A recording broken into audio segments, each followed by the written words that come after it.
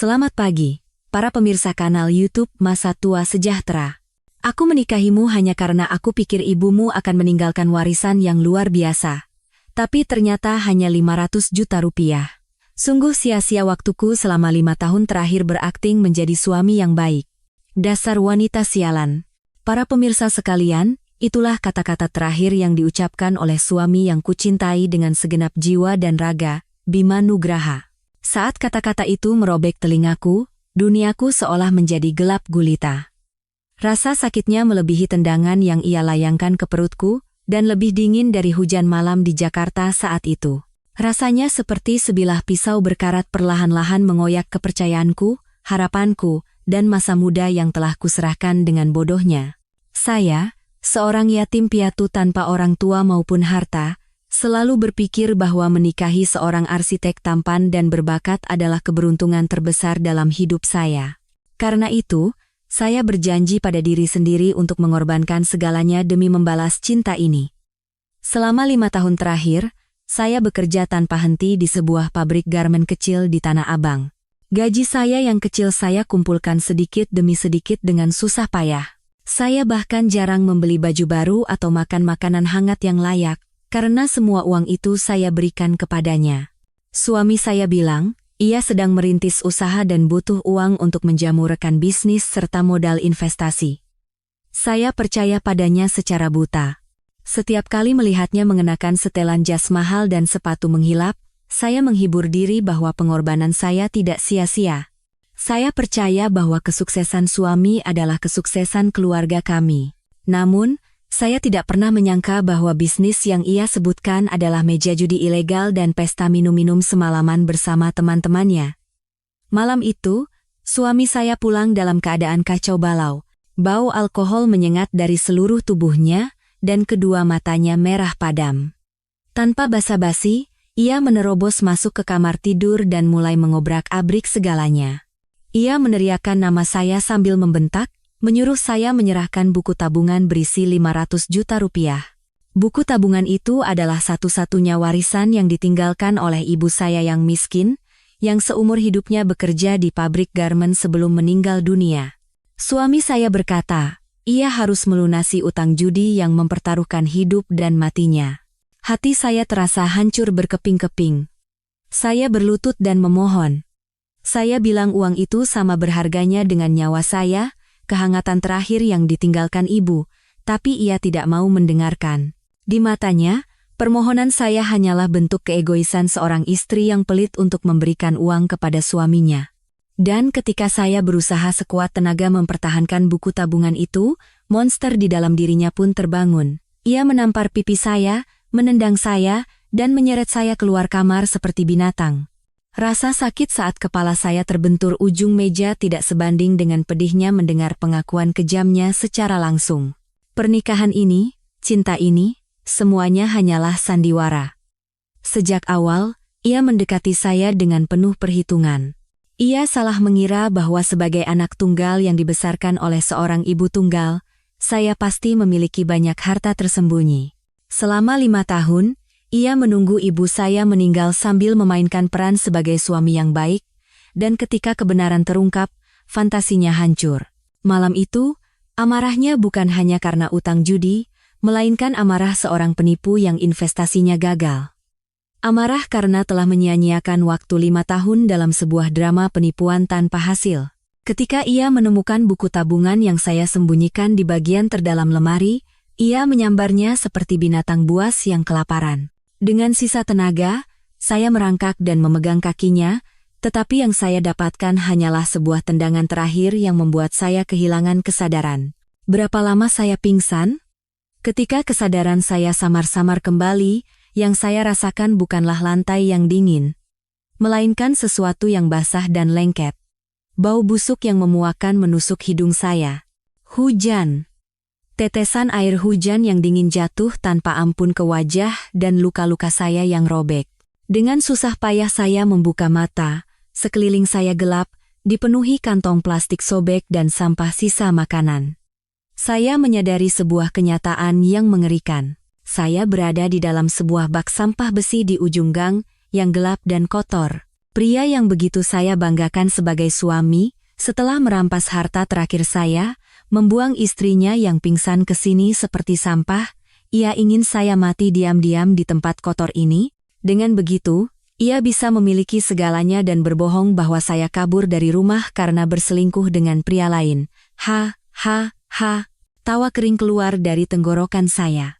Air mata yang bercampur dengan rintik hujan yang menyedihkan bukan lagi air mata kesedihan.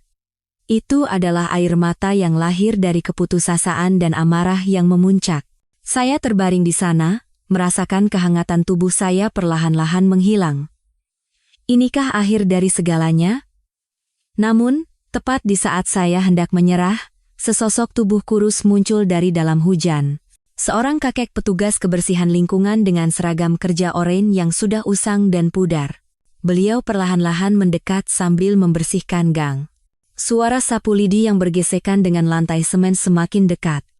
Ketika sampai di dekat bak sampah, langkahnya berhenti, ia mendekat perlahan. Di bawah topi yang menutupi wajahnya, sorot matanya yang terpantul cahaya lampu jalan yang redup tampak luar biasa tajam. Ia menatap saya, tanpa ekspresi terkejut atau takut, hanya tatapan penuh belas kasihan yang tak terhingga. Ia tidak berteriak atau memanggil orang. Dengan tenang, ia meletakkan sapunya dan melepaskan seragam kerjanya yang basah kuyup. Di baliknya, ada sebuah setelan jas hitam yang rapi. Ketika ia melepas topinya, tampak rambut pendeknya yang memutih dan wajah dengan kesan kuat dan tajam. Ia bukan lagi seorang petugas kebersihan tua yang lusuh. Ia memancarkan aura seorang agen yang sangat terlatih. Ia menyentuh earpiece nirkabel di telinganya dan berbicara dengan suara rendah. Suaranya rendah, tegas, dan penuh kekuatan. Suaranya yang terdengar dari seberang radio kecil itu memecah keheningan gang dan deru hujan. Lokasi aman di Gang Menteng nomor 12. Situasi darurat.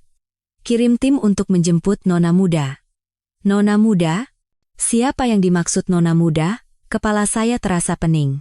Sebelum kesadaran saya sepenuhnya tenggelam dalam kegelapan, saya samar-samar merasakan puluhan orang berpakaian hitam berlarian mendekat, dan sebuah lengan yang kokoh mengangkat tubuh saya dengan hati-hati ke dalam sebuah mobil mewah yang nyaman. Siapakah identitas saya yang sebenarnya? Akankah sandiwara kejam suami saya terungkap ke dunia? Jika Anda ikut marah dengan nasib saya dan penasaran dengan kelanjutan ceritanya, silakan tekan tombol suka dan berlangganan, dan ikuti perjalanan saya hingga akhir untuk merebut kembali keadilan dan kehormatan. Entah berapa lama saya tertidur dalam kegelapan yang pekat. Hanya sentuhan lembut dan hangat yang menyelimuti tubuhku, sangat kontras dengan sensasi dingin dan kotor di dalam bak sampah semalam. Aroma anggrek yang samar-samar menguar di ujung hidungku menghapus bau busuk yang menyiksaku. Perlahan, aku membuka mata. Cahaya lembut dari lampu kristal tidak menyilaukan. Di sekelilingku bukanlah kamar kos sempit tempat tinggalku, melainkan sebuah ruangan mewah yang bahkan tak pernah berani kumimpikan. Aku terbaring di atas ranjang sutra selembut awan, dengan langit-langit yang dihiasi ukiran rumit. Semua perabotan di dalam kamar mulai dari meja rias kayu ceri, sofa beludru, hingga karpet Persia di lantai memancarkan kemewahan kelas atas. Di mana ini? Apa aku bermimpi? Atau aku sudah mati dan masuk surga? Saat mencoba untuk bangkit, rasa sakit yang menusuk dari perut dan bahu membuatku tanpa sadar mengerang. Rasa sakit itu mengingatkanku bahwa malam yang mengerikan itu adalah kenyataan. Nona Muda sudah sadar? Sebaiknya Nona tetap berbaring dan beristirahat. Terdengar suara yang familiar namun tenang. Aku menoleh dan melihat pria berjas hitam itu, pria yang menyamar sebagai petugas kebersihan berdiri di samping ranjang. Di tangannya ada semangkuk bubur hangat. Wajahnya yang kini tidak lagi tertutup topi tampak seperti pria berusia 60-an dengan kesan tegas namun ramah. Di matanya yang cerdas, tersirat campuran rasa khawatir dan lega. Bapak siapa? Tanyaku terbata-bata. Ia menjawab dengan sopan, saya Kepala Hartono. Nona Muda sudah dalam keadaan koma selama sehari penuh. Dokter baru saja memeriksa, dan meskipun luka Nona cukup dalam, untungnya tidak mengancam nyawa. Dengan istirahat yang cukup, Nona akan segera pulih. Nona Muda. Lagi-lagi kata itu. Aku menatapnya dengan pandangan bingung. Kenapa Bapak memanggil saya Nona Muda? Sepertinya Bapak salah orang. Nama saya Sinta Dewi, dan saya hanya seorang buruh pabrik garmen biasa. Kepala Hartono menghela napas ringan dan meletakkan mangkuk bubur di meja samping. Kami tidak salah orang, Nona Muda. Kami telah mencari Nona selama 25 tahun terakhir. Nona Sinta Dewi. 25 tahun? Aku semakin bingung. Usiaku baru 27 tahun.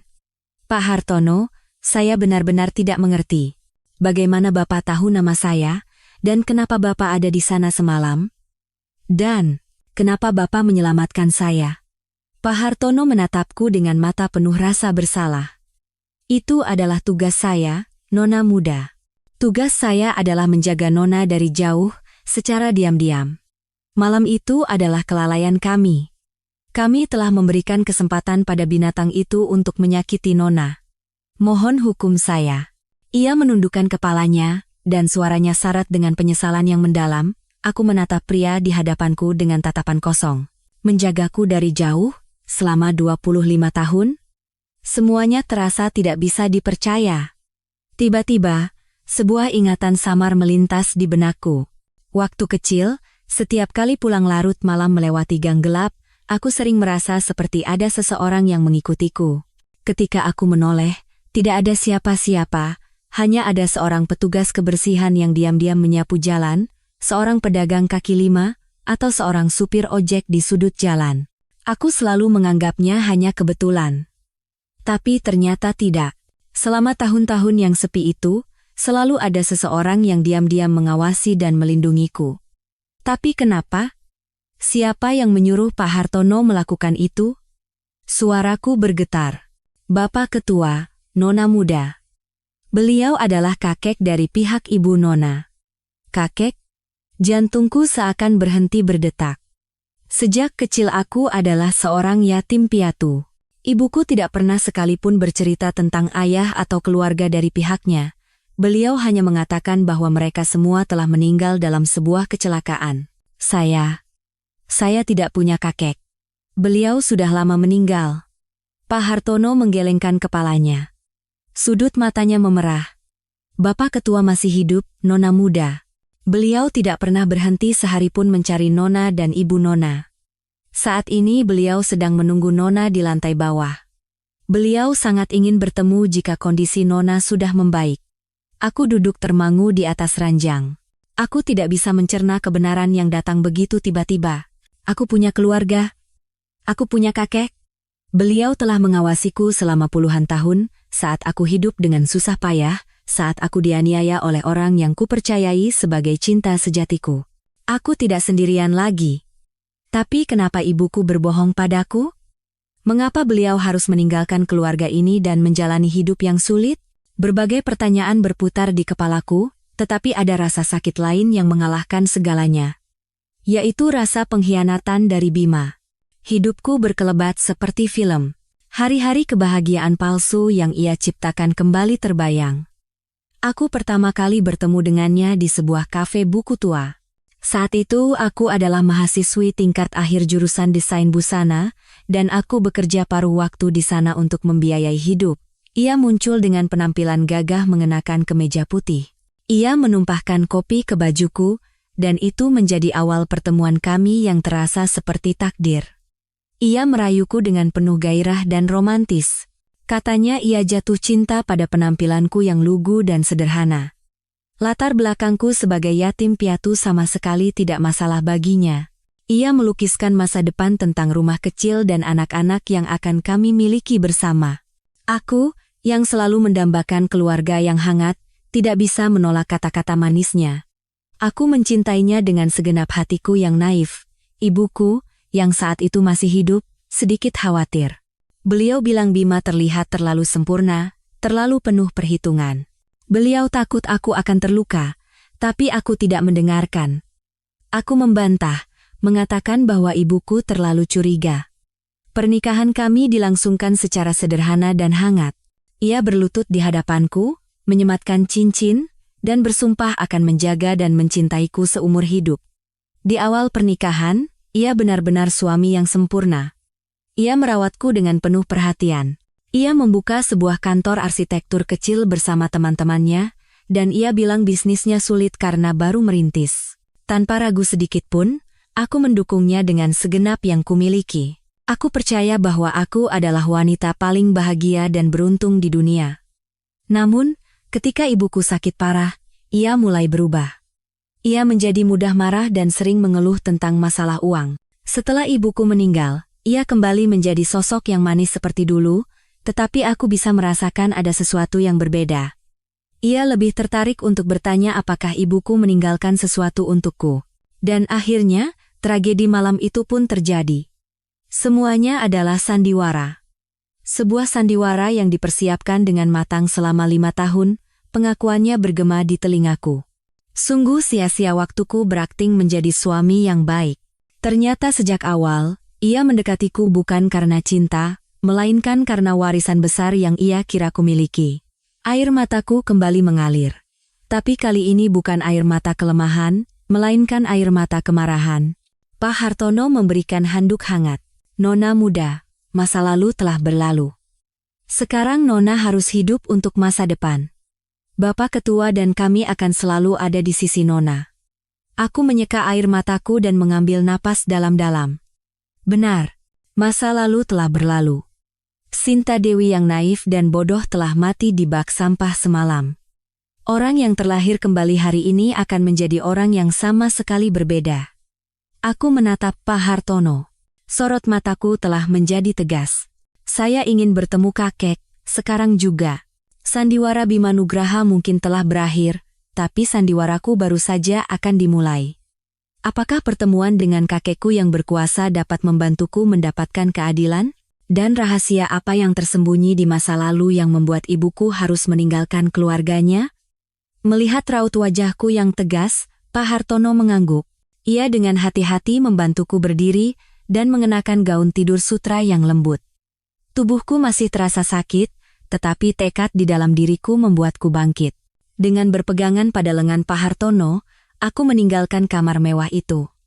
Rumah besar ini begitu luas dan megah. Setiap langkah kakiku di koridor marmer menggema dengan kesan agung. Di sepanjang koridor, tergantung potret-potret minyak para leluhur. Wajah-wajah yang asing dan berwibawa. Aku merasa seperti orang asing yang salah masuk ke dunia lain.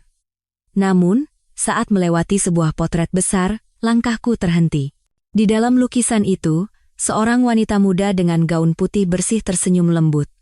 Garis matanya yang jernih dan baik, serta senyumannya, sama persis dengan senyuman di foto usang yang kumiliki. Itu nyonya besar. Ibunda Nona muda, bisik Pak Hartono dengan suara lirih, seolah mengenang masa lalu. Beliau adalah wanita yang luar biasa. Cantik, cerdas, dan hatinya sangat hangat. Berkat nyonya besar, rumah ini selalu dipenuhi suara tawa. Melihat senyum ibuku di dalam lukisan, hatiku terasa perih. Mengapa wanita seperti ibuku harus melepaskan semua ini? Rahasia itu semakin menguatkan tekadku. Pak Hartono mengantarku ke depan sebuah pintu kayu besar dengan ukiran yang rumit. Ia mengetuk ringan 3 kali, dan dari dalam terdengar suara rendah dan berwibawa. Masuk, pintu terbuka. Aku melangkah masuk ke dalam sebuah ruang kerja yang lebih megah dari kamar tidurku. Seluruh satu sisi dinding adalah rak buku kayu mahoni yang menjulang hingga ke langit-langit, penuh dengan buku-buku bersampul kulit tua. Di tengah ruangan, di belakang sebuah meja kerja raksasa, seorang pria tua berambut putih duduk tegak membaca dokumen. Meskipun sudah tua, aura yang dipancarkannya begitu mendominasi. Ia mengangkat kepala mendengar langkah kakiku. Matanya berkerut, tetapi sangat tajam dan cerdas. Begitu tatapannya jatuh pada wajahku, ketajaman itu seketika lenyap, digantikan oleh emosi kuat yang tertahan. Tangannya yang memegang dokumen sedikit bergetar. Ia menatapku lekat-lekat tanpa berkata apa-apa. Tatapannya adalah campuran antara kegembiraan menemukan kembali kerabat yang hilang, kesedihan yang mendalam, dan penyesalan yang tak berujung. Aku tidak tahu harus berbuat apa dan hanya bisa berdiri menunduk. Udara di dalam ruangan terasa berat dan menyesakkan. Pak Hartono berdeham pelan, memecah keheningan. Bapak Ketua, saya membawa Nona muda Sinta Dewi. Barulah pria tua itu seakan tersadar. Ia bergegas bangkit dari kursinya, mengambil tongkat berujung perak, dan perlahan berjalan memutari meja mendekatiku. Langkahnya penuh wibawa. Ia berhenti tepat di hadapanku. "Kemarilah, cucuku. Biar kakek melihat wajahmu lebih jelas." Suaranya serak dan basah oleh emosi. Aku mendekat dengan ragu. Ia mengangkat tangannya yang berbintik-bintik karena usia, dan dengan sentuhan gemetar, ia membelai pipiku dan mengusap rambutku. "Mirip sekali. Sungguh mirip. Kau persis seperti ibumu. Garis mata, hidung, bahkan tahi lalat kecil di bawah dagumu," gumamnya, matanya berkaca-kaca. "Kakekmu ini yang bersalah. Kakek telah berbuat dosa besar pada kalian berdua. Karena keras kepala dan kesombonganku, aku kehilangan anak dan cucuku selama 25 tahun. Kakek, aku tidak bisa menahannya lagi." Dua kata itu keluar begitu saja dari tenggorokanku. Kakek memelukku dengan erat. Pelukannya tidak lagi kuat, tetapi begitu hangat dan kokoh. Aku membenamkan wajahku di bahunya dan menangis terseduh-seduh. Semua kesedihan dan kesepian selama bertahun-tahun ini meledak menjadi air mata yang tak terbendung. Aku menangis untuk almarhumah ibuku, dan untuk diriku sendiri. Untuk pertama kalinya dalam hidupku, aku merasakan kasih sayang keluarga, dan menyadari bahwa aku memiliki keluarga sejati tempatku bersandar. Beberapa saat kemudian, setelah emosi kami berdua mereda, kakek mendudukkanku di sofa dan mulai menceritakan kisah 25 tahun yang lalu. Keluarga Wijoyo kami bukan hanya kaya, tetapi juga sebuah keluarga terpandang dengan aturan dan tradisi yang ketat. Ibuku, Anissa, adalah putri bungsu kakek. Ia dibesarkan dengan manja tetapi memiliki jiwa yang bebas. Ibuku jatuh cinta pada ayahku, seorang pelukis miskin yang tidak terkenal. Kakek menentang keras hubungan mereka. Beliau menganggap ayahku adalah seorang penipu yang mengincar harta keluarga Wijoyo. "Aku salah," kata kakek sambil menghela napas dengan suara penuh penyesalan. "Aku mencoba memisahkan mereka dengan kekuasaan dan uangku. Aku memaksa ibumu untuk memilih antara keluarga atau pria itu. Dan ibumu memilih cinta. Malam itu, ibumu meninggalkan segalanya dan pergi dari rumah hanya dengan membawa sedikit barang. Sebelum pergi, ibumu meninggalkan sepucuk surat. Ia bilang akan menjalani hidupnya sendiri, dan memohon agar kami tidak mencarinya." Kakek berkata bahwa ia sangat menyesal setelah kepergian ibu. Ia menyuruh orang mencarinya kemana-mana, tetapi tidak dapat menemukan jejaknya. Beberapa tahun kemudian, ia mendengar kabar bahwa ibu telah menikah dan melahirkanku, tetapi ketika orang suruhannya tiba, ayahku sudah meninggal dalam sebuah kecelakaan, dan ibu telah membawaku pergi tanpa jejak. "Aku pikir aku tidak akan pernah bisa melihat kalian berdua lagi," kata kakek dengan suara tercekat. "Lalu, 3 tahun yang lalu, secara kebetulan aku menemukan keberadaan ibumu, tapi kondisinya sudah sangat kritis. Saat aku bergegas ke rumah sakit, sudah terlambat.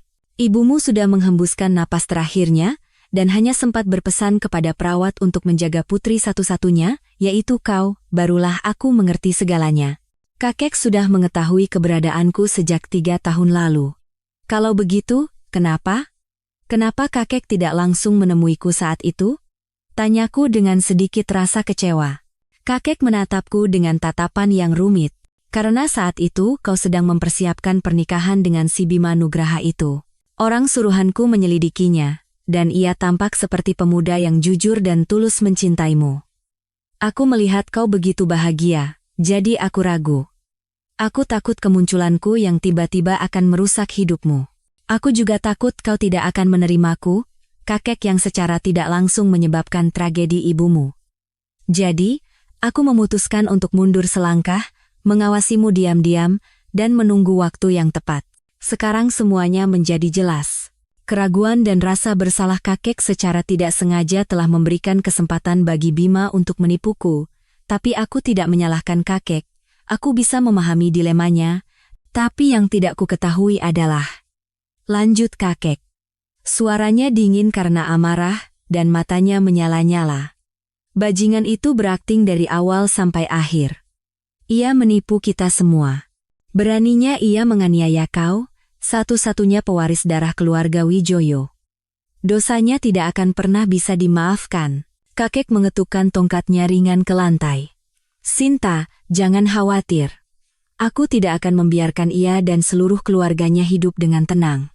Siapa menabur angin, ia akan menuai badai. Aku akan membuat mereka membayar harga termahal atas perbuatan mereka. Kata-kata kakek bukanlah janji biasa. Itu adalah deklarasi perang dari sebuah imperium raksasa. Badai besar akan segera menerjang keluarga Bima Nugraha. Mampukah mereka menahan amarah ini? Dan aku, yang tadinya korban, peran apa yang akan kumainkan dalam drama pembalasan ini? Percakapan dengan kakekku telah melepaskan semua beban di hatiku. Rasa sakit sebagai yatim piatu, rasa bersalah atas kematian ibu, dan ketidakpastian akan masa depan, semuanya sirna. Aku bukan lagi eceng gondok yang terapung tanpa arah. Aku memiliki akar, keluarga, dan yang terpenting, sandaran yang kokoh untuk memulai pertarungan ini. Namun, saat aku berpikir bisa sedikit bernapas lega, Kepala Hartono masuk ke ruang kerja dengan wajah serius. Bapak Ketua, Nona Muda, ada sesuatu yang perlu Anda berdua ketahui. Ia meletakkan sebuah map tipis di atas meja. Ini adalah hasil investigasi awal mengenai Bima Nugraha. Kakek menyipitkan matanya, memberi isyarat agar ia melanjutkan. Kepala Hartono berdeham dan berkata, Bapak Ketua, menurut informasi yang kami kumpulkan, Bima Nugraha bukanlah seorang arsitek gagal seperti yang ia katakan pada Nona Muda. Perusahaannya, arsitektur masa depan cerah, sebenarnya adalah perusahaan fiktif yang dibuat untuk pencucian uang, dan sumber dananya berasal dari. Kepala Hartono berhenti sejenak dan menatapku dengan tatapan bersalah. Dari mana sumber dananya? Desak kakek tidak sabar. Bapak Ketua, sebagian besar berasal dari judi ilegal dan bisnis rentenir. Tapi yang lebih penting, kami menemukan hubungan erat antara perusahaannya dengan sebuah perusahaan konstruksi bernama Pembangunan Jaya. Dan Direktur Pembangunan Jaya tidak lain adalah Ibu Bima Nugraha, Ibu Ratna. Jantungku seakan jatuh ke perut. Ibu Ratna. Mertuaku yang selalu kukira hanyalah seorang ibu rumah tangga biasa. Wanita yang terkadang cerewet tapi kupercaya bukan orang jahat, ternyata bukanlah orang yang sederhana. Lanjutkan, perintah kakek. Pembangunan Jaya milik Ibu Ratna dalam 2 tahun terakhir telah memenangkan banyak proyek pemerintah skala kecil secara tidak wajar. Kami curiga Bima menggunakan koneksi gelapnya untuk menekan perusahaan pesaing agar perusahaan ibunya yang menang. Setelah itu, Pembangunan Jaya mensubkontrakkan pekerjaan ke perusahaan lain dengan harga murah, menggelembungkan biaya. Lalu keuntungan tersebut dialihkan ke perusahaan fiktif Bima untuk dicuci dan akhirnya masuk ke kantong keluarga mereka. Keluarga kriminal yang sistematis dan terorganisir. Seluruh tubuhku merinding. Dengan orang-orang seperti apa aku hidup selama 5 tahun terakhir? Aku telah menggunakan uang hasil keringatku untuk memelihara ular berbisa, untuk mendanai kejahatan kotor mereka. Tapi itu belum semuanya. Kepala Hartono melanjutkan, dan kata-katanya berikutnya memberiku pukulan telak. Dalam proses penyelidikan, kami menemukan fakta menyakitkan lainnya. Mengenai buku tabungan warisan Ibunda Nona yang berisi 500 juta rupiah itu, aku menahan napas. Bima Nugraha tidak menggunakan uang itu untuk membayar utang judi. Lalu untuk apa uang itu? Suaraku bergetar. Ia menggunakan seluruh uang itu untuk membayar uang muka sebuah apartemen mewah di kawasan SCBD. Apartemen itu atas nama adiknya, Dito, dan saat ini Dito tinggal di sana bersama seorang wanita muda. Menurut para tetangga, wanita itu sedang hamil dan selalu memanggil Bima dengan sebutan sayang, Praang. Cangkir teh di tanganku jatuh ke lantai dan pecah berkeping-keping. Seperti hatiku saat ini. Perselingkuhan. Ia bukan hanya seorang penipu dan kriminal, tapi juga seorang pengkhianat. Ia memiliki wanita lain di luar sana, dan bahkan memiliki anak dengannya. Tawa bahagiaku, makanan sederhana yang kusiapkan dengan penuh kasih, waktu yang kuhabiskan semalaman di depan mesin jahit untuknya, semua itu di matanya mungkin hanyalah lelucon. Ia menjadikan pengorbananku sebagai batu loncatan untuk membangun keluarga barunya sendiri dengan wanita lain. Kemarahan yang luar biasa meluap dalam diriku. Kemarahan itu menelan habis rasa sakit dan ketakutan. Aku sudah terlalu banyak menangis. Aku tidak akan meneteskan air mata setetes pun lagi. Aku akan mengubah air mata itu menjadi racun, untuk merusak dan menghancurkan semua yang telah berani menginjak-injak hidupku. Aku mengangkat kepala menatap Kakek dan kepala Hartono. Mataku tidak lagi memancarkan kelemahan seorang korban, melainkan dipenuhi ketajaman seorang pemburu.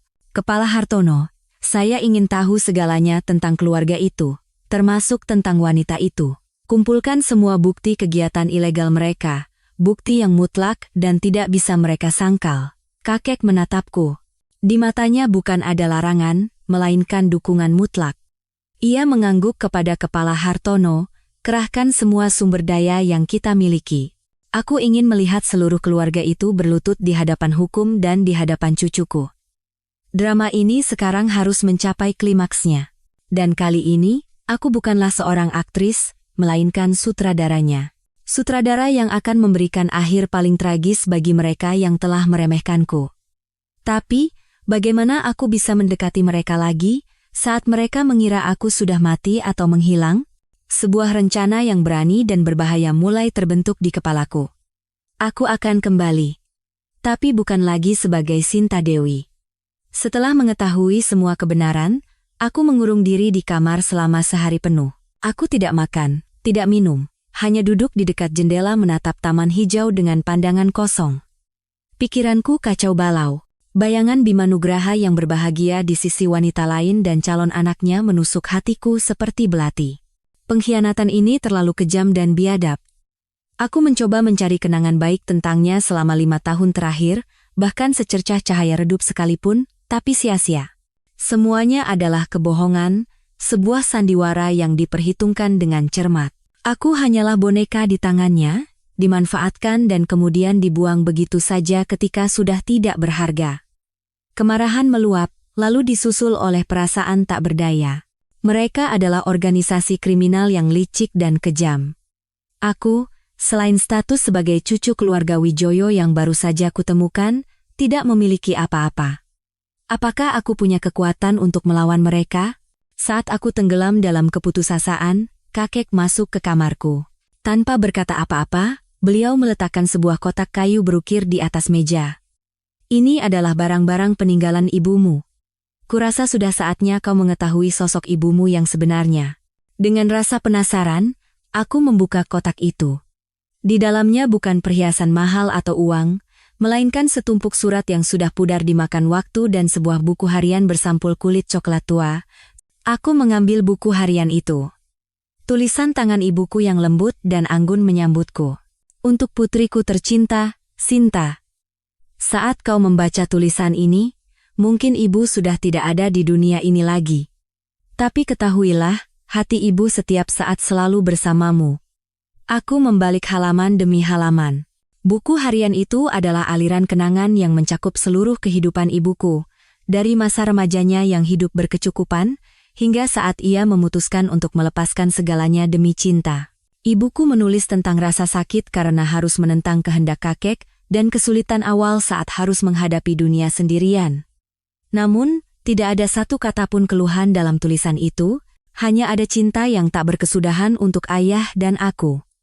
Dan akhirnya, aku sampai pada bagian yang ditulis ibu setelah ayah meninggal, bagian yang menjelaskan segalanya. Ayahmu tidak meninggal karena kecelakaan lalu lintas biasa, nak. Itu adalah pembunuhan terencana. Ayahmu secara tidak sengaja mengetahui rahasia kotor salah satu rekan bisnisnya, seorang yang berkecimpung di dunia gelap. Ia berniat melaporkannya, tapi sudah terlambat. Mereka lebih dulu bertindak dan membuatnya seolah-olah kecelakaan. Ibu melihat semuanya, tapi tidak bisa berbuat apa-apa. Ibu tahu, saat ibu menjadi saksi, mereka tidak akan membiarkan kau dan ibu hidup. Kau masih terlalu kecil, Sinta. Ibu tidak bisa membahayakanmu. Jadi, ibu harus memilih. Untuk melindungimu, agar kau bisa tumbuh normal, ibu memilih untuk meninggalkan segalanya, melarikan diri, dan hidup dalam kemiskinan dan persembunyian. Aku membeku. Buku harian itu jatuh dari tanganku. Jadi begitu. Ibuku bukanlah wanita lemah yang lari dari kenyataan. Ia adalah seorang ibu yang hebat, yang rela menanggung segalanya, hidup dalam aib dan kekurangan demi melindungi putrinya yang masih kecil. Kebenaran ini membuat seluruh tubuhku bergetar hebat, mengusir semua kelemahan dan ketakutan dalam diriku. Ibuku sendirian melawan kekuatan gelap yang ratusan, bahkan ribuan kali lebih menakutkan dari keluarga Bima. Lalu, apa yang tidak bisa kulakukan? Darah ibuku, darah keluarga Wijoyo yang tangguh, mengalir di dalam pembuluh darahku. Aku membaca halaman terakhir buku harian itu. Sinta, putriku. Ibu tahu kau anak yang kuat. Berjanjilah, seberat apapun hidupmu nanti, kau tidak akan pernah menyerah. Kau harus hidup, bukan hanya untuk dirimu sendiri, tapi juga untuk ibu dan ayah. Warisan terbesar yang ibu tinggalkan untukmu bukanlah uang, melainkan tekad dan keberanian. Dengan itu, hadapilah semua badai dan temukan kebahagiaan sejati dalam hidupmu. Ibu mencintaimu, nak. Aku menutup buku harian itu. Air mata kembali mengalir, tapi kali ini bukan air mata penderitaan. Aku merasakan kekuatan yang luar biasa bangkit bersamaan dengan rasa haru, warisan ibuku. Benar, ibuku telah meninggalkan warisan yang tak ternilai harganya, aku tidak akan mengecewakannya. Aku melihat keluar jendela, fajar mulai menyingsing. Hari yang baru telah dimulai. Sinta Dewi yang kemarin benar-benar telah mati. Yang terlahir kembali hari ini adalah seekor burung phoenix yang bangkit dari abu kebohongan dan pengkhianatan dengan membawa warisan ibunya di dalam hati. Aku bangkit dan berdiri di depan cermin. Wanita di cermin itu tampak kuyu dengan mata cekung dan wajah tirus. Namun, di kedalaman matanya, menyala api yang tak akan pernah padam. Pertarungan ini bukan lagi sekadar untuk merebut kembali keadilan bagi diriku sendiri. Aku juga harus merebut keadilan untuk kedua orang tuaku. Bima Nugraha dan keluarganya hanyalah bidak catur. Aku pasti akan menyeret dalang di balik semua ini, bajingan yang telah membunuh ayahku, ke dalam terang. Keesokan harinya, aku turun ke lantai bawah, sebagai orang yang sama sekali berbeda. Tidak ada lagi wajah sedih, tidak ada lagi mata sembab. Sebaliknya, ketenangan yang dingin menyelimutiku. Kakek dan Kepala Hartono sedang menungguku di ruang makan. Mereka sepertinya merasakan perubahanku. Selamat pagi, kakek, Pak Hartono, suaraku jelas dan mantap. Kakek menatapku dengan ekspresi terkejut sekaligus puas. Ya, kemarilah, ayo sarapan. Kau terlihat sangat segar hari ini. Sarapan berlangsung dalam keheningan. Setelah para pelayan pergi, barulah aku membuka suara. Kakek, aku sudah memutuskan. Aku tidak akan bersembunyi lagi. Aku akan menghadapinya secara langsung dan merebut kembali semua yang menjadi milikku. Kakek mengangguk. Kakek sudah menduga kau akan begitu. Apa yang bisa kakek bantu? Aku butuh transformasi total. Aku tidak bisa kembali dengan penampilanku yang sekarang. Bima dan keluarganya tidak akan pernah percaya. Aku butuh identitas baru, penyamaran yang sempurna agar bisa mendekati mereka tanpa curiga. Kakek tersenyum penuh wibawa. Itu mudah. Kau ingin menjadi orang seperti apa? Aku berpikir sejenak lalu menjawab, aku ingin menjadi seorang investor ekspatriat yang baru kembali dari Amerika. Kaya, berkelas, dan sedang mencari peluang investasi di bidang properti dan konstruksi di Indonesia. Ide yang bagus, kakek mengangguk. Mereka tidak akan pernah menyangka bahwa buruh pabrik garmen lusuh yang dulu mereka kenal akan muncul kembali sebagai seekor angsa putih. Serahkan itu pada kakek. Dalam seminggu, kakek akan siapkan semuanya, mulai dari KTP, paspor, hingga rekening bank dengan nama baru, Hailey. Begitulah proyek kebangkitan Sang Phoenix dimulai, para ahli terbaik di bidangnya dipanggil ke rumah besar ini. Desainer rambut paling terkenal di Jakarta memotong rambut panjang hitamku yang kampungan, mengubahnya menjadi model bob cut berwarna ash brown yang modis, menonjolkan kontur wajahku. Seorang penata rias mengajariku segalanya, mulai dari riasan natural sehari-hari hingga gaya glamor dan memesona untuk pesta. Seorang penata gaya mengisi lemariku dengan merek-merek mewah seperti Chanel, Dior, dan Gucci. Sepatu hak tinggi yang dulu bahkan tak berani ku coba, kini menjadi bagian dari diriku. Tidak hanya perubahan eksternal, kakek juga memanggil ahli bisnis dan komunikasi untuk mengajariku. Aku belajar berjalan dan berbicara seperti seorang pengusaha wanita sukses. Pasar saham, istilah keuangan, teknik negosiasi bisnis.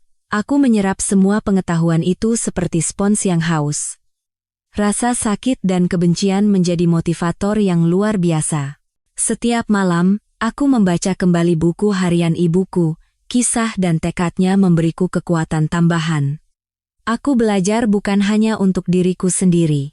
Aku sedang melanjutkan jalan yang belum sempat diselesaikan oleh ibuku. 2 minggu kemudian, aku tidak mengenali diriku sendiri di cermin. Wanita di cermin itu bukan lagi Sinta Dewi yang lemah dan penurut. Ia adalah Hailey, cantik, percaya diri, cerdas, dingin, dan memancarkan aura keanggunan. Aku siap untuk kembali. Sementara itu, Kepala Hartono dan timnya juga tidak tinggal diam. Mereka menemukan tempat tinggal Bima saat ini.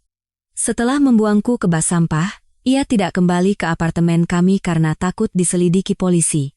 Ia pindah ke apartemen mewah yang dibelinya dengan uang ibuku, tinggal bersama wanita itu. Keluarganya, Ibu Ratna dan Dito, juga pindah ke sana dan tinggal bersama.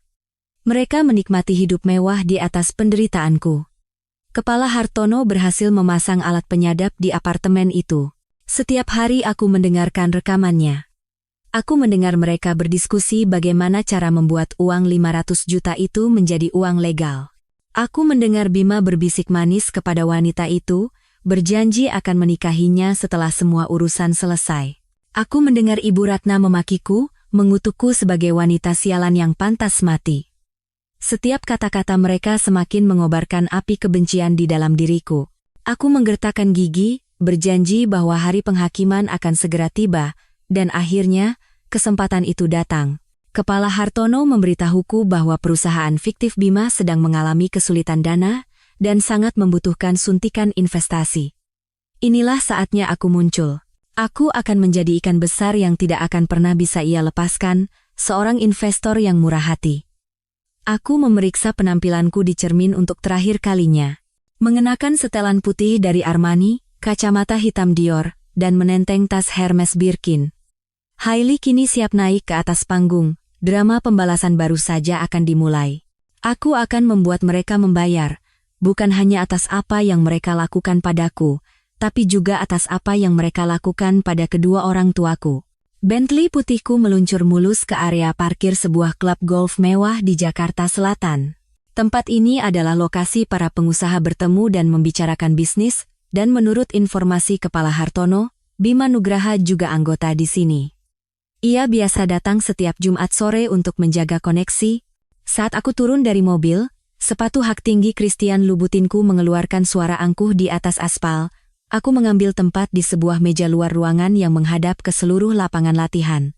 Aku memesan segelas koktail, dan duduk dengan santai sambil pura-pura membaca majalah ekonomi berbahasa Inggris dengan kacamata hitam terpasang. Mulai dari cara menyilangkan kaki, genggaman pada gelas, hingga tatapan dingin yang acuh tak acuh saat melirik sekitar, semuanya telah dilatih dengan cermat. Aku harus memancarkan aura orang kaya dari lahir, seseorang yang menganggap uang sebagai hal sepele. Seperti yang diduga, sekitar 30 menit kemudian, Bima Nugraha muncul. Ia bersama seorang pria yang tampak seperti pengusaha paruh baya. Ia masih mengenakan pakaian golf bermerek dan terlihat rapi, tetapi di mataku, penampilannya itu justru semakin menonjolkan batinnya yang busuk. Mereka duduk tidak jauh dari mejaku. Aku tetap berpura-pura tidak peduli dan membalik halaman majalah.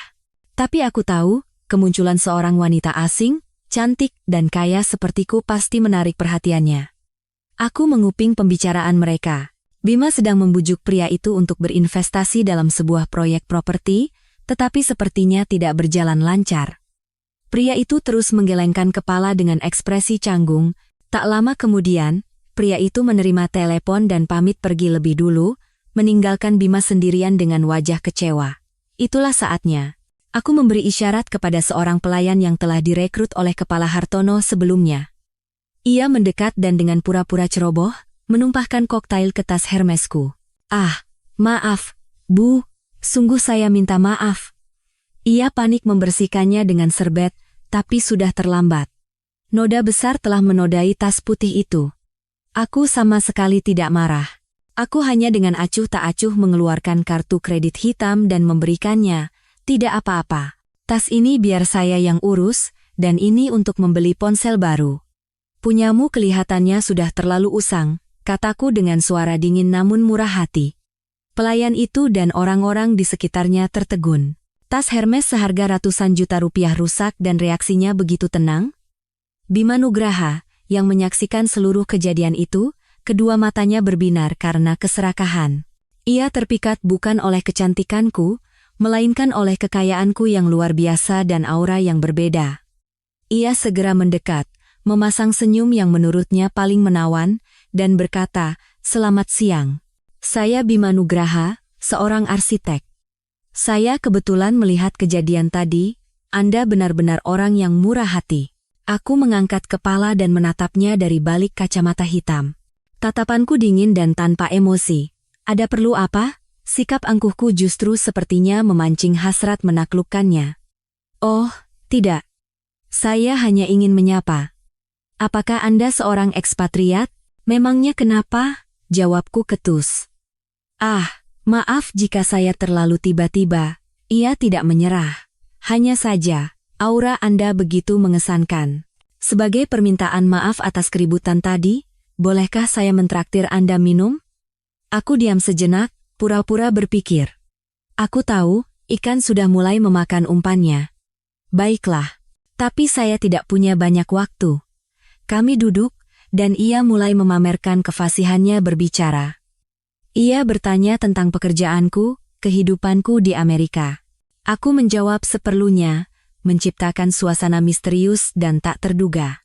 Aku memperkenalkan diri sebagai Hailey, dan mengatakan baru saja kembali ke Indonesia untuk mencari peluang investasi. Mendengar kata investasi, mata Bima kembali berbinar. Ia berapi-api menjelaskan tentang proyeknya dan potensi pasar properti di Indonesia. Ia melukiskan masa depan yang cerah untuk memikatku. Aku hanya mendengarkan, sesekali tersenyum sinis. Saya tidak tertarik dengan proyek sekecil itu, potongku. Yang saya minati adalah kesepakatan besar, skala raksasa. Tentu saja, sahutnya buru-buru. Proyek-proyek seperti itu juga ada di tangan saya, hanya saja, saat ini perusahaan sedang mengalami sedikit kesulitan arus kas. Ini dia. Ia akhirnya mengakui kesulitannya sendiri. Kesulitan dana? Tanyaku dengan nada menantang. Pria yang kompeten tidak akan membiarkan perusahaannya mengalami kesulitan dana. Kata-kataku telak mengenai harga dirinya. Wajahnya sedikit memerah. Ia buru-buru membela diri. Bukan saya tidak mampu, hanya saja sedikit kurang beruntung. Dan kurang memiliki mitra strategis yang visioner. Ia menatap lurus ke mataku, mengirimkan tatapan penuh arti. Mungkin saja, mitra itu sedang duduk di hadapan saya sekarang. Aku tertawa. Tawa yang renyah, tapi mengandung ejekan. Percaya diri sekali Anda, Pak Bima. Tidak ada makan siang gratis di dunia ini. Aku bangkit dari kursi. Percakapan hari ini cukup menarik. Ini kartu nama saya. Jika Anda punya proyek yang benar-benar bernilai, hubungi sekretaris saya. Tapi saya beritahu sebelumnya, saya hanya bekerja dengan yang terbaik. Aku meletakkan kartu nama berlapis emas di atas meja dan berbalik pergi. Bima Nugraha tertinggal di sana, diliputi rasa kecewa dan terhina, tetapi di atas segalanya, harapan dan keserakahan yang membara. Ia tidak akan pernah melepaskan mangsa empuk sepertiku. Sandiwara pertama berhasil dengan sempurna. Aku telah menanam benih ambisi di dalam hatinya. Sekarang, aku hanya perlu menunggu benih itu tumbuh, dan ia dengan sendirinya akan berjalan masuk ke dalam perangkap yang telah kusiapkan. Seperti dugaanku, 2 hari kemudian, sekretarisku menerima telepon dari Bima Nugraha.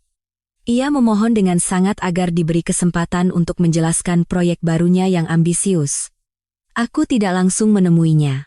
Aku menyuruhnya mengirimkan seluruh proposal proyek melalui email terlebih dahulu.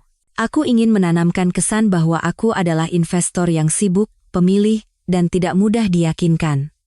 Aku harus membuatnya mendambakan perhatianku. Proposal yang ia kirim adalah rencana pembangunan sebuah resor mewah di pesisir pantai Bali. Aku harus mengakui, Bima bukanlah orang yang benar-benar tidak kompeten.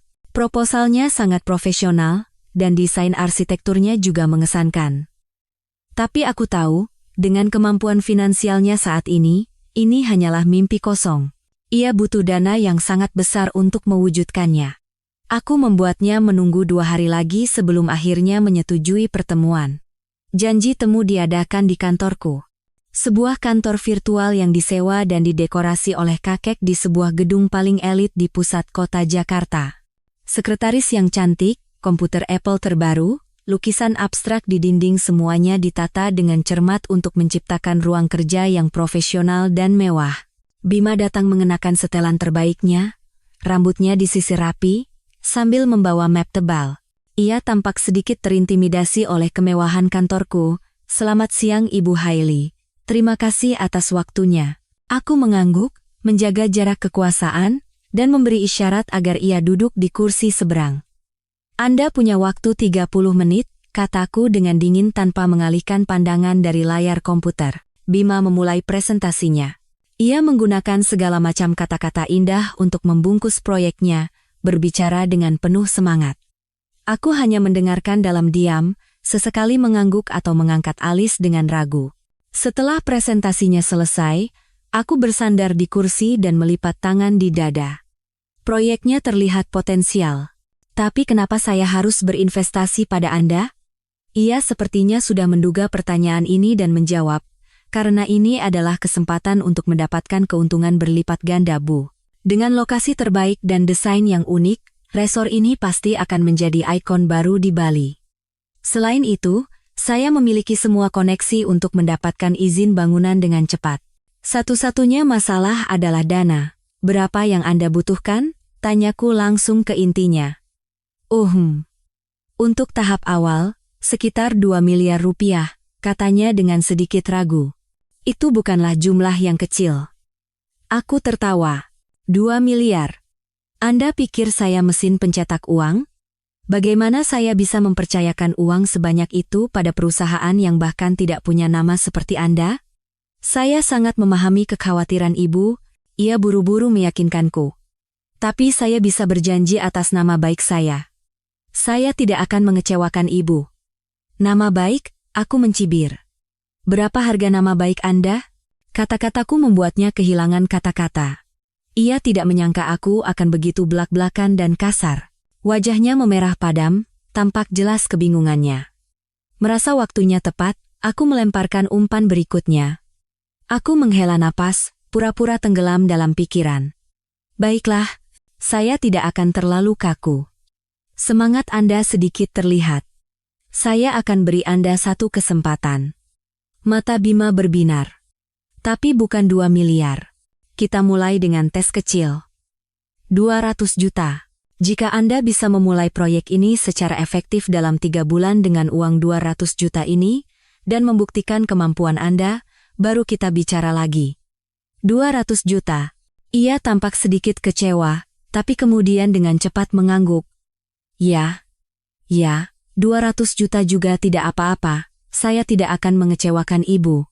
Tapi ada syaratnya. Suaraku menjadi tegas. Saya benci urusan dokumen yang rumit. Saya ingin semua transaksi diproses dengan cepat. Saya tidak akan melakukan transfer bank. Akhir pekan ini, datanglah langsung ke rumah saya untuk mengambil uang tunainya. Dan, Anda harus datang sendirian. Permintaanku agak aneh, tetapi bagi Bima saat ini, itu justru terdengar masuk akal. Seorang ekspatriat kaya yang eksentrik, wanita yang lebih suka transaksi rahasia. Terlebih lagi, godaan 200 juta tunai terlalu besar. Ia mengangguk tanpa ragu sedikit pun. Baik, Bu, semuanya akan saya lakukan sesuai keinginan Ibu. Ia meninggalkan kantorku dengan perasaan seperti berjalan di atas awan. Ia pasti berpikir telah berhasil menggait seorang wanita kaya yang naif dan akan mendapatkan untung besar. Tanpa ia sadari, dirinya lah ikan yang terpancing umpan dan perlahan-lahan berenang masuk ke dalam jaring yang telah kusiapkan. Akhir pekan ini, di rumah besar kakek, sebuah sandiwara yang lebih besar akan digelar. Dan dalam sandiwara itu, ia bukan lagi seorang arsitek kompeten, melainkan seorang kriminal yang akan segera diadili. Beberapa hari sebelum hari yang ditentukan, Bima terus-menerus menelepon sekretarisku untuk memastikan kembali waktu pertemuan. Ketidaksabarannya menunjukkan betapa ia menantikan momen ini. Uang tunai 200 juta rupiah. Jumlah yang bisa membuat manusia serakah manapun tidak bisa tidur nyenyak. Sebaliknya, aku sangat tenang. Semuanya telah dipersiapkan dengan sempurna olehku, kakek, dan kepala Hartono. Hari pertemuan adalah hari Minggu sore. Aku sengaja memilih waktu ketika rumah besar sedang paling sepi, kakek pergi bermain golf, dan semua pelayan lainnya sedang libur. Di rumah hanya ada kepala Hartono yang menyamar sebagai tukang kebun dan beberapa penjaga keamanan lainnya. Aku menunggunya di ruang keluarga yang menghadap ke kolam renang biru. Di atas meja marmer di hadapanku, sebuah koper hitam terbuka. Di dalamnya penuh dengan tumpukan uang kertas baru yang kaku, tetapi itu hanya di bagian paling atas. Di bawahnya, semuanya diisi dengan kertas kosong. Di berbagai sudut ruang keluarga, kamera super mini yang bisa merekam dari segala sudut telah dipasang. Tepat pukul 4 sore, taksi yang membawa Bima berhenti di depan gerbang utama. Ia masih berpakaian rapi, tetapi ketegangan di wajahnya tidak bisa disembunyikan. Di tangannya ada sebuah tas dokumen kosong untuk membawa uang. Kepala Hartono, yang mengenakan seragam kepala pelayan, membuka pintu dan mengantarnya masuk. Saat memasuki ruang keluarga, Bima melihat koper berisi uang di atas meja, dan matanya memancarkan kilatan keserakahan yang tak bisa disembunyikan. Ia buru-buru kembali bersikap sopan dan membungkuk memberi hormat padaku. "Ibu Hailey, saya datang tepat waktu." "Duduklah," kataku dengan suara yang masih dingin. Ia duduk di kursi seberang, tetapi pandangannya tidak bisa lepas dari koper uang itu. "Anda sangat tepat waktu." "Saya suka bekerja dengan orang seperti itu," kataku sambil mengaduk kopi. "Tentu, Bu. Kepercayaan adalah yang terpenting dalam bisnis," jawabnya dengan nada menjilat. "Sudah, tidak perlu basa-basi lagi." Aku mendorong koper uang itu ke arahnya. 200 juta, sesuai janji. "Coba periksa." Belum selesai aku bicara, ia sudah membuka tasnya dan mulai memindahkan tumpukan uang dari koperku. Tangannya sedikit gemetar karena kegirangan. Ia menghitung uang dengan cepat, tetapi hanya melirik sekilas lembaran-lembaran atas tanpa memeriksa bagian bawah. Keserakahan telah membutakan matanya. Ketika tasnya penuh, ia menutupnya dengan senyum puas. "Jumlahnya pas. Terima kasih atas kepercayaan Anda. Saya tidak akan mengecewakan." "Saya juga berharap begitu," kataku sambil menyesap kopi, "tapi sebelum pergi, ada hadiah kecil yang ingin kuberikan padamu." "Hadiah?" tanyanya terkejut. Aku memberi isyarat kepada Kepala Hartono. Kepala Hartono mendekat membawa sebuah kotak beludru merah dan meletakkannya tepat di hadapan Bima. "Hadiah kecil untuk merayakan pertemuan pertama kita." "Bukalah," kataku. Bima membuka kotak itu dengan rasa ingin tahu. Di atas lapisan sutra putih, bukan arloji mahal atau pulpen mewah, melainkan sebuah buku tabungan usang dan sebuah kalung perak dengan liontin berbentuk sepatu bayi. Wajah Bima seketika menegang. Senyum di bibirnya membeku. Ia menatap lekat kedua benda itu, lalu menatapku dengan mata penuh kengerian, seolah tidak percaya. Ia mulai menyadari ada sesuatu yang salah. "Kenapa? Kenapa ini ada pada ibu?" tanyanya terbata-bata. Aku perlahan melepas kacamata hitamku dan menatap lurus ke matanya. Bukan lagi dengan suara angkuh Hailey, melainkan dengan suara Sinta Dewi yang familiar. Suaraku adalah suara yang sama yang ia dengar selama 5 tahun terakhir, tetapi sekarang dingin dan tajam seperti silet. "Terkejut, mantan suamiku? Atau haruskah aku memanggilmu Tuan Bima Nugraha?" Dihadapkan pada kebenaran yang tiba-tiba terungkap, Bima membeku. Ia melompat berdiri, kursinya terdorong ke belakang dengan suara melengking. Ia menunjuk ke arahku dengan suara yang hampir tidak keluar. Kau Sinta, tidak mungkin. Kau sudah mati." "Aku mati." Aku tertawa sinis. "Benar, Sinta Dewi yang naif dan bodoh memang sudah mati malam itu di bak sampah. Yang berdiri di hadapanmu sekarang adalah orang yang sama sekali berbeda, yang datang untuk merebut kembali semua yang telah kau rampas." Ia terhuyung mundur beberapa langkah. wajahnya pucat pasi seperti kertas. Ia menatapku, lalu menatap kepala Hartono yang berdiri khidmat di sudut ruangan, lalu ke arah para tukang kebun yang diam-diam mendekat, menghalangi semua jalan keluar. Ia akhirnya sadar, ini bukan transaksi, melainkan sebuah perangkap. Kau menjebakku, teriaknya. Rasa takut melumpuhkan seluruh akal sehatnya. Kau dan orang tua ini, sebenarnya siapa kalian? Siapa aku tidak penting, suaraku menjadi lebih kuat. Yang penting adalah hari ini, semua sandiwaramu telah berakhir. Aku mengambil remote di atas meja dan menekan sebuah tombol. Layar TV besar di dinding menyala, menampilkan rekaman yang sangat familiar. Itu adalah rekaman CCTV dari ruang keluarga rumah kami. Seluruh adegan saat ia dengan kejam memukul dan menganiayaku pada malam nahas itu terekam dengan jelas. Kualitas gambarnya jernih, dan semua sumpah serapah serta kutukannya terekam tanpa ada yang terlewat. Bima gemetar hebat melihat layar itu. Setelah video selesai, layar berganti dengan bukti-bukti lain. Riwayat transaksi bank dari uang yang ia gelapkan, foto-foto perselingkuhannya dengan wanita itu, dan dokumen-dokumen terkait pencucian uang dari perusahaan fiktifnya. Masih ada yang mau kau katakan? Tanyaku dengan suara sedingin es. Dengan semua bukti ini dan uang tunai yang baru saja kau terima, kau akan membusuk di penjara. Bima jatuh terduduk di lantai, memegangi kepalanya. Ia hancur total. Semua perhitungan dan kelicikannya kini tidak ada gunanya. Ia telah dengan sukarela berjalan masuk ke dalam perangkap mematikan. Tapi aku tahu, ini belum berakhir. Orang-orang di belakangnya, mereka yang ikut serta dalam kejahatannya, juga harus diseret ke dalam terang. Melihat Bima yang berlutut dan terduduk di lantai dengan begitu menyedihkan, aku tidak merasakan sedikit pun belas kasihan. Pria ini adalah manusia yang siap menginjak-injak ikatan pernikahan dan bahkan nyawa orang lain demi keserakahannya. Akhir seperti ini sudah sepantasnya ia dapatkan. Namun, tujuanku bukan hanya menangkapnya. Ia hanyalah bidak, dan para pelaku utamanya, mereka yang membantunya melakukan kejahatan, masih berada di luar jangkauan hukum. Bangun. Pestanya belum selesai, perintahku. Bima menatapku dengan mata yang hanya tersisa ketakutan dan keputusasaan. Ia mencoba merangkak dan memegang kakiku untuk memohon, tetapi ditahan oleh para penjaga. Sinta, aku salah. Aku benar-benar salah. Tolong, maafkan aku sekali ini saja, ia terisak, meneteskan air mata buaya. Aku tertawa sinis. Maaf? Beraninya kau mengucapkan dua kata itu? Saat kau memukulku dan membuangku ke bak sampah, apa kau pernah berpikir tentang kata maaf? Saat kau menghidupi wanita lain dengan uang ibuku, apa kau pernah teringat kata maaf?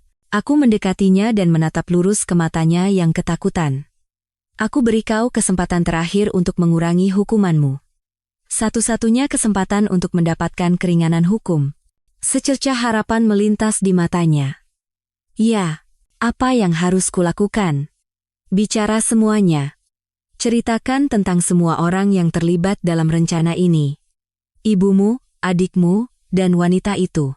Bagaimana mereka membantumu? Apa yang mereka ketahui? Ceritakan semuanya tanpa ada yang terlewat. Tidak. Aku tidak bisa. Ia menggelengkan kepala dengan panik. Mereka keluargaku. Keluarga? Tanyaku dengan nada menyindir. Keluarga yang bersama-sama merencanakan untuk merampas harta menantu dan kakak iparnya? Apa itu masih bisa disebut keluarga? Aku memberi isyarat kepada Kepala Hartono. Kepala Hartono mengeluarkan ponselnya dan memutar sebuah rekaman suara. Terdengar suara Ibu Ratna, ibu mertuaku, dan Dito, adiknya. Mereka sedang berdiskusi, setelah merampas buku tabunganku, bagaimana cara membujukku untuk menjual rumah peninggalan ibuku yang tersisa di kampung. Bahkan, setelah merampas semua hartaku, mereka berencana memasukkanku ke rumah sakit jiwa untuk membungkamku selamanya. Kau dengar? Tanyaku. Itulah wujud asli keluargamu. Saat kau ditahan di sini, mereka mungkin sedang bersenang-senang merencanakan akan dipakai untuk apa uang yang akan kau bawa. Mereka tidak akan peduli kau hidup atau mati. Kata-kataku dan bukti yang jelas itu benar-benar menghancurkan sisa-sisa pertahanan Bima. Ia sadar bahwa ia telah ditinggalkan oleh semua orang. Ia hanyalah alat untuk menghasilkan uang dalam rencana keluarganya, bidak yang akan dibuang setelah tidak berguna. Keputusasaan berubah menjadi kemarahan. Ia mulai menceritakan segalanya. Ia mengaku bahwa ibunya, Ibu Ratna, sejak awal tidak menyukaiku karena aku miskin, dan dialah yang menghasutnya untuk merampas uangku. Ibu Ratna pernah berkata, kalau istri tidak bisa mengurus uang, sudah sewajarnya suami yang mengambil alih. Rencana untuk menipuku dengan dalih butuh modal usaha juga berasal dari otaknya. Adiknya, Dito, meskipun tidak terlibat langsung, mengetahui segalanya dan selalu berperan memberikan tekanan psikologis padaku. Dan ia juga menceritakan tentang selingkuhannya, Rina. Rina adalah kepala bagian keuangan di perusahaan konstruksi tempatnya dulu bekerja, dan mereka telah berselingkuh selama lebih dari 2 tahun. Rina bukan sekadar selingkuhan, ia adalah arsitek di balik aktivitas pencucian uang Bima. Cara mendirikan perusahaan fiktif, cara membuat kontrak palsu untuk menggelapkan uang perusahaan, semuanya Rina yang mengajarinya. Apartemen mewah tempat mereka tinggal, mobil impor yang dikendarai Rina, semuanya dibeli dengan uang kotor itu. Anak di dalam kandungan Rina memang anaknya. Rencana mereka adalah, setelah merampas semua hartaku, Bima akan menceraikanku, menikah secara resmi dengan Rina, dan memulai hidup baru. Semua kepingan kejahatan itu tersusun, ini bukan kejahatan perorangan, melainkan konspirasi terorganisir yang melibatkan keluarga dan para kaki tangan. Setelah pengakuan Bima selesai, aku memberi isyarat kepada Kepala Hartono. Kepala Hartono menelepon seseorang. Pak Kepala Tim, jaringnya sudah tertutup. Sekarang Anda bisa menariknya, hanya 15 menit kemudian. Dari luar rumah, suara sirene mobil polisi terdengar riuh. Para detektif berpakaian preman dengan cepat masuk. Bima Nugraha, Anda kami tangkap atas tuduhan penipuan, perampasan properti, penganiayaan berat, dan berbagai tuduhan lainnya. Seorang kepala tim berwajah tegas membacakan surat perintah penangkapan, dan Bima diseret pergi dengan tangan terborgol dalam keadaan syok dan ketakutan yang luar biasa. Ia pasti tidak pernah menyangka bahwa seluruh pengakuannya direkam dan dikirimkan secara langsung ke kantor polisi. Namun, ini barulah permulaan. Berdasarkan kesaksian Bima, 2 operasi penangkapan serentak dilakukan. Tim polisi lain menggerebek apartemen mewah di SCBD. Ibu Ratna, Dito, dan Rina, yang sedang menikmati makan malam sambil menunggu kabar baik yang akan dibawa Bima, ditangkap di tempat tanpa bisa berkutik.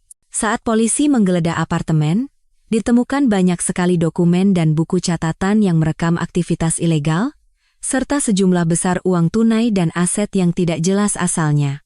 Operasi ketiga ditujukan ke perusahaan konstruksi tempat Bima dan Rina bekerja. Semua tindakan penipuan dan penggelapan dana mereka terungkap, dan sebuah organisasi kejahatan ekonomi besar berhasil dibongkar. Malam itu, keluarga Bima dan para kaki tangannya berkumpul kembali di sel tahanan yang dingin. Sandiwara mereka berakhir dengan akhir yang paling tragis. Berita penangkapan keluarga Bima Nugraha dan sebuah sindikat kejahatan ekonomi besar mengguncang publik. Media massa memberitakan kasus ini setiap hari, dan identitas asliku sebagai pewaris grup Wijoyo yang hilang pun terungkap ke dunia. Kisahku. Dari seorang korban kekerasan dalam rumah tangga yang dalam sekejap membalikkan keadaan, menjadi legenda. Orang-orang tidak lagi memandangku dengan tatapan kasihan. Mereka memandangku dengan tatapan kagum dan takjub. Namun, bagiku, yang tersisa setelah badai berlalu bukanlah kepuasan atas pembalasan dendam, melainkan kehampaan yang aneh. Aku menang, tetapi aku kehilangan terlalu banyak. 5 tahun masa muda, kepercayaan pada cinta, dan rasa sakit karena harus menghadapi kebenaran yang begitu kejam. Setelah semua urusan diserahkan ke tangan polisi, aku kembali ke kehidupanku di rumah besar kakek. Tetapi hatiku tidak menemukan ketenangan. Buku harian ibuku dan misteri yang menyelimuti kematian ayahku terus menghantuiku. Orang yang membunuh ayahku, orang yang membuat kami tercerai-berai, belum menerima hukuman. Aku tahu aku tidak bisa berhenti. Pertarunganku belum berakhir. Aku menemui kakek dan mengutarakan niatku untuk menyelidiki kembali kasus lama itu dengan tanganku sendiri. Kakek menatapku dengan tatapan campuran antara kasihan dan khawatir. Sinta, itu sudah 25 tahun yang lalu. Musuh kita bukan lawan yang mudah, Dia adalah rubah tua yang licik, dan tangannya menjangkau hingga ke dunia politik dan bisnis. Terlalu berbahaya jika kau maju sendiri. Tapi kakek, ini masalah ayahku. Aku tidak bisa membiarkan ayah meninggal dengan tidak adil seperti itu. Suaraku tegas. Untuk ayah dan ibu, aku ingin mendapatkan keadilan. Ini adalah sesuatu yang harus kulakukan. Melihat tekad di mataku, kakek tidak lagi melarangku. Ia menghela napas. Baiklah. Jika itu maumu, kakek tidak akan menghalangi. Tapi jangan pernah bergerak sendirian. Kepala Hartono dan seluruh sumber daya grup Wijoyo akan menjadi sandaran terkuatmu. Dan begitulah. Sebuah penyelidikan rahasia lainnya dimulai. Lawan kali ini bukanlah keluarga penipu kelas teri, melainkan kekuatan gelap yang sesungguhnya. Berdasarkan buku harian ibu dan kepingan ingatan samar kakek, kami mulai menyusun petunjuk. Tersangka paling kuat adalah Bandar Naga, seorang tokoh yang menguasai dunia hitam Jakarta pada tahun 90-an, dan juga merupakan rekan bisnis ayahku. Tim Kepala Hartono mulai menyelidiki masa lalu Bandar Naga, tetapi tidak mudah. Selama 25 tahun, banyak jejak telah terhapus, dan para saksi saat itu sudah meninggal, pindah, atau tidak berani buka mulut karena takut. Penyelidikan seolah menemui jalan buntu, tetapi aku tidak menyerah. Aku percaya, sekecil apapun cahayanya, jika ada satu petunjuk, kebenaran pasti bisa terungkap. Aku memutuskan untuk menggunakan cara lain. Alih-alih investigasi langsung, aku menggunakan identitas Hailey untuk mendekati dunia gelap yang dikuasai Bandar Naga. Aku mulai muncul di tempat-tempat di mana Bandar Naga atau anak buahnya pasti akan hadir, seperti lelang amal atau acara sosialita kelas atas.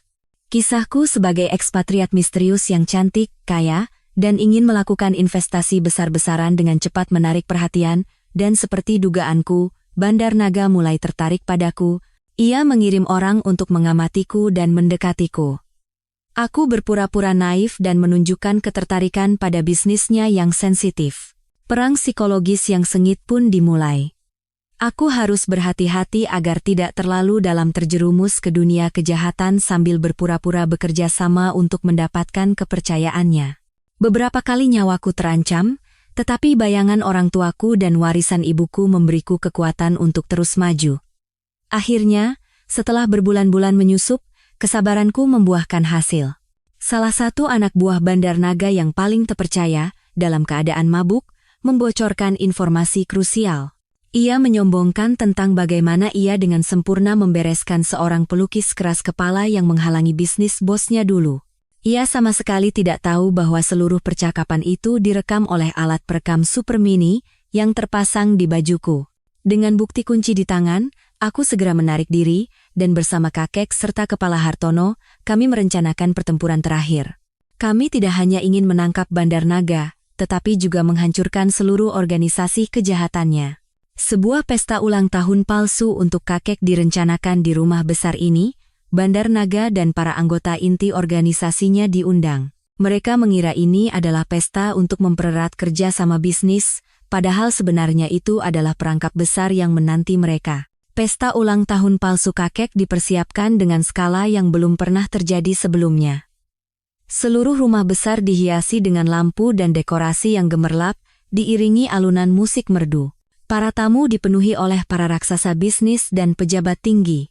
Dari luar, ini tampak seperti pesta sosialita kelas atas, tetapi semua pelayan, tukang kebun, dan penjaga keamanan di dalam adalah polisi-polisi terbaik yang berpakaian preman. Jaring besar telah ditebar, tinggal menunggu ikan besar bernama Bandar Naga masuk ke dalamnya. Aku mengenakan gaun malam hitam dengan punggung terbuka, rambutku disanggul tinggi agar anting berlianku menonjol. Riasan tebal dan mewah serta tatapan dingin memancarkan pesona yang mematikan. Malam ini, aku bukan Sinta, bukan juga Hailey. Aku adalah Ratu Pembalasan. Bandar Naga tiba cukup terlambat, seolah ingin menunjukkan bahwa ia adalah orang penting. Ia berusia sekitar 60-an, bertubuh tegap, kepala botak, dan ada bekas luka di wajahnya yang memberikan kesan sangar. Ia datang bersama beberapa anak buahnya, semuanya berwajah garang dan penuh tato. Saat mereka memasuki ruang pesta, suasana yang tadinya meriah seketika menjadi tegang. Kakek, sebagai tuan rumah, menyambutnya dengan senyum. Wah, Pak Bandar sudah datang. Terima kasih sekali sudah sudi datang ke ulang tahun orang tua ini. Bandar Naga tertawa dibuat-buat. Hahaha, Pak Ketua terlalu merendah. Mana mungkin saya absen di hari ulang tahun Bapak? Ia menyapu pandang ke seluruh ruangan, lalu tatapannya terpaku padaku. Matanya memancarkan keserakahan dan nafsu yang terang-terangan. Nona ini pasti cucu berharga itu, Ibu Hailey, ya? Kata orang, melihat langsung lebih baik daripada mendengar. Ternyata memang benar-benar cantik jelita. Aku tersenyum dingin namun ramah. Aku mendekat dan mengangkat gelas anggur merah di tanganku. Pak Bandar, saya sudah banyak mendengar tentang Anda, baru hari ini bisa bertemu.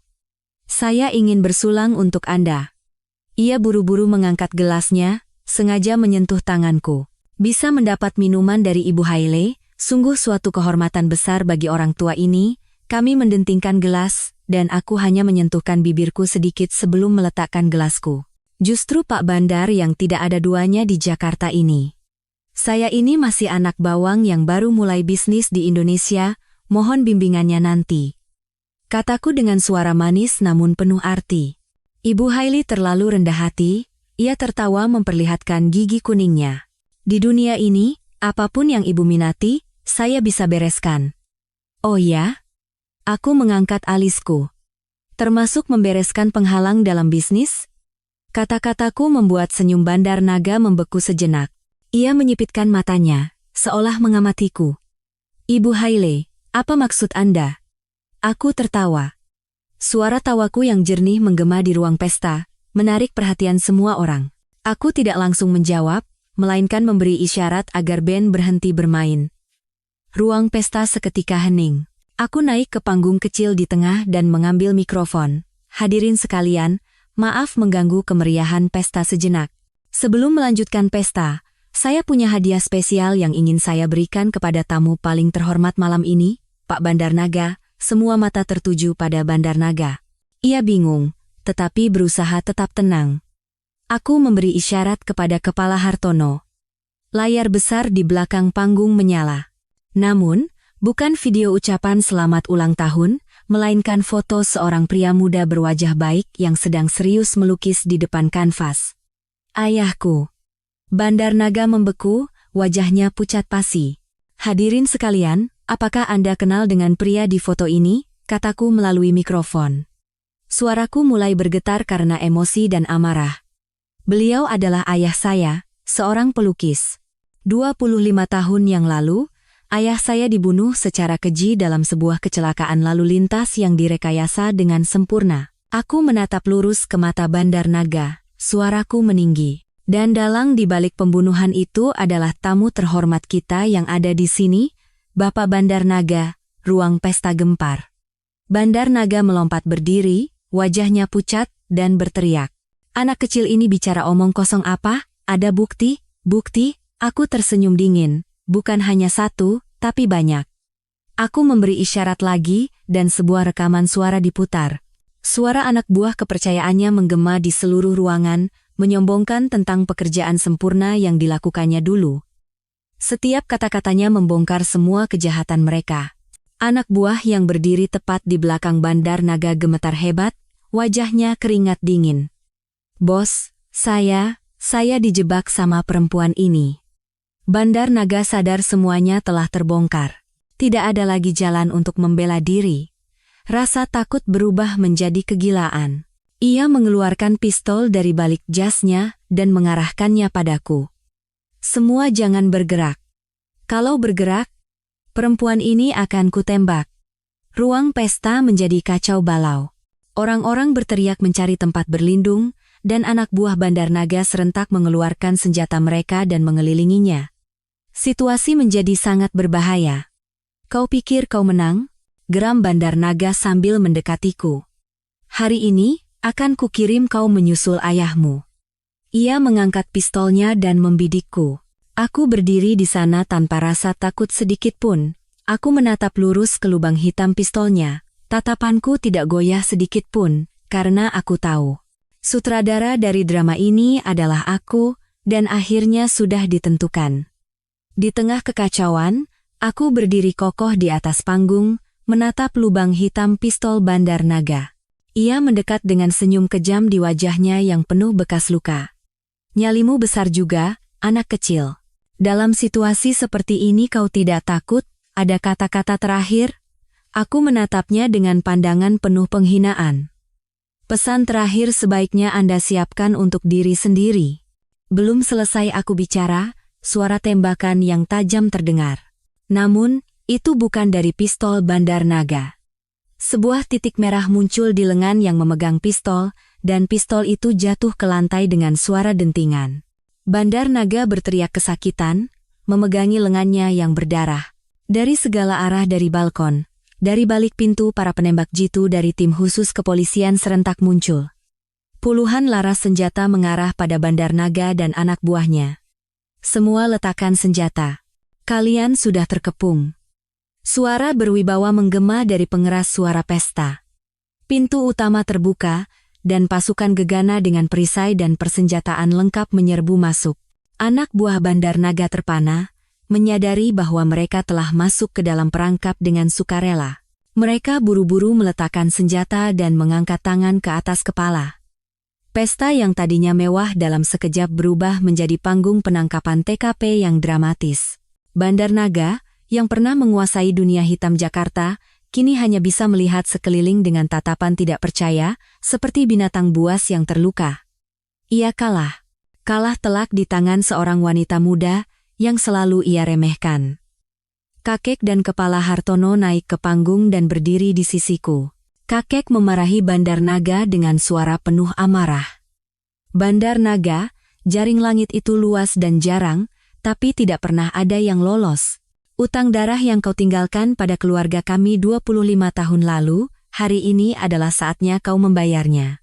Polisi mendekat dan memborgol Bandar Naga beserta anak buahnya. Saat melewatinya, Bandar Naga menatapku dengan tajam, matanya penuh dendam. Kau menang. Tapi jangan senang dulu. Kau juga tidak akan pernah hidup dengan tenang. Aku hanya diam menatapnya diseret pergi. Ancamannya tidak lagi bisa membuatku takut. Kejahatan akhirnya harus membayar harganya. Ketika mobil polisi terakhir pergi dengan sirene yang meraung-raung dan keheningan kembali menyelimuti rumah besar, aku merasakan kakiku lemas. Aku terduduk di atas panggung. Kakek dan Kepala Hartono menopangku. Sudah selesai. Semuanya benar-benar sudah selesai, bisikku, dan air mata mengalir tanpa henti. Tapi kali ini, air mata ini adalah air mata kelegaan dan pembebasan. Setelah 25 tahun, keadilan untuk kedua orang tuaku akhirnya terwujud. Operasi penumpasan sindikat Bandar Naga menjadi berita nasional. Pembunuhan, pencucian uang, rentenir ilegal berbagai kejahatan mereka terungkap ke publik. Dalam persidangan yang digelar beberapa bulan kemudian, bukti-bukti yang tak terbantahkan, terutama rekaman pengakuan, memainkan peran kunci. Bandar Naga dan para petinggi organisasinya dijatuhi hukuman terberat. Bandar Naga divonis hukuman mati, dan kerajaan kejahatan yang ia bangun selama puluhan tahun hancur total dalam semalam. Pada saat yang sama, persidangan Bima Nugraha, keluarganya, dan Rina juga berlangsung. Dengan tuduhan penipuan, perampasan properti, penganiayaan berat, dan konspirasi kejahatan ekonomi, mereka juga tidak bisa lolos dari jerat hukum. Bima, sebagai pelaku utama yang telah memberiku penderitaan tak terhingga, dijatuhi hukuman penjara yang cukup lama untuk menghabiskan seluruh masa mudanya di balik jeruji besi. Ibu Ratna dan Dito, sebagai kaki tangan, juga menerima hukuman yang setimpal. Sebuah keluarga menghancurkan masa depan mereka sendiri karena keserakahan yang tak berujung. Pada hari semua putusan dijatuhkan, aku tidak pergi ke pengadilan. Aku diam-diam menyalakan dupa di depan foto kedua orang tuaku di rumah. Aku berkata pada mereka, semua dendam telah terbalas, orang-orang jahat telah membayar dosa mereka, beristirahatlah dengan tenang. 1 tahun setelah semua persidangan berakhir, kehidupanku dan kakek kembali tenang. Namun, ketenangan itu bukan berarti stagnasi. Setelah melewati semua badai, Aku sadar bahwa kekuatan dan kekuasaan yang kumiliki bukan hanya untuk melindungi diriku sendiri, tetapi harus digunakan untuk menciptakan nilai yang lebih baik bagi masyarakat. Kakek, yang dendamnya selama 25 tahun telah terbalas, seolah menjadi 10 tahun lebih muda. Beliau mundur dari jajaran direksi dan menyerahkan seluruh kepemimpinan grup Wijoyo kepadaku. Keputusan kakek ini menimbulkan sedikit gejolak di dewan direksi. Banyak yang meragukan kemampuan seorang wanita muda sepertiku. Tapi aku tidak putus asa. Aku tahu ini adalah tantangan besar sekaligus kesempatan untuk membuktikan diriku. Aku mencurahkan seluruh semangat dan kebijaksanaanku pada pekerjaan. Aku melakukan reformasi berani, menggantikan cara-cara lama yang usang. Aku memperkenalkan model bisnis baru untuk pembangunan berkelanjutan, seperti teknologi ramah lingkungan dan energi terbarukan. Awalnya banyak yang menentang, tetapi dengan kesabaran dan hasil kinerja yang mengesankan, aku perlahan-lahan mendapatkan kepercayaan semua orang.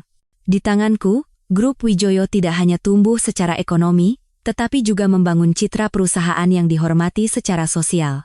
Seiring dengan bisnis, aku mencurahkan banyak semangat pada sebuah proyek yang lahir dari rasa sakit pribadiku. Aku mendirikan sebuah yayasan amal bernama Yayasan Sejahtera. Yayasan ini tidak hanya memberikan bantuan finansial kepada para wanita korban kekerasan dalam rumah tangga, tetapi juga memberikan konseling hukum dan psikologis, serta pelatihan kerja agar mereka bisa mandiri dan memulai hidup baru. Aku berharap setiap wanita yang datang ke Yayasan Sejahtera bisa menemukan kembali ketenangan batin dan keberanian untuk memulai masa depan baru, seperti aku dulu. Suatu sore di kantor yayasan, Kepala Hartono masuk membawa sepucuk surat usang. "Nona muda, ada surat dari penjara, dari Bima Nugraha." Aku sedikit terkejut. Sudah sangat lama aku tidak mendengar kabarnya. Setelah ragu sejenak, aku membuka surat itu. Tulisan tangannya tidak lagi rapi seperti dulu, melainkan miring dan bergetar. Untuk Sinta, istri yang telah kuhianati. Aku menulis surat ini bukan untuk meminta maaf. Aku tahu aku tidak pantas.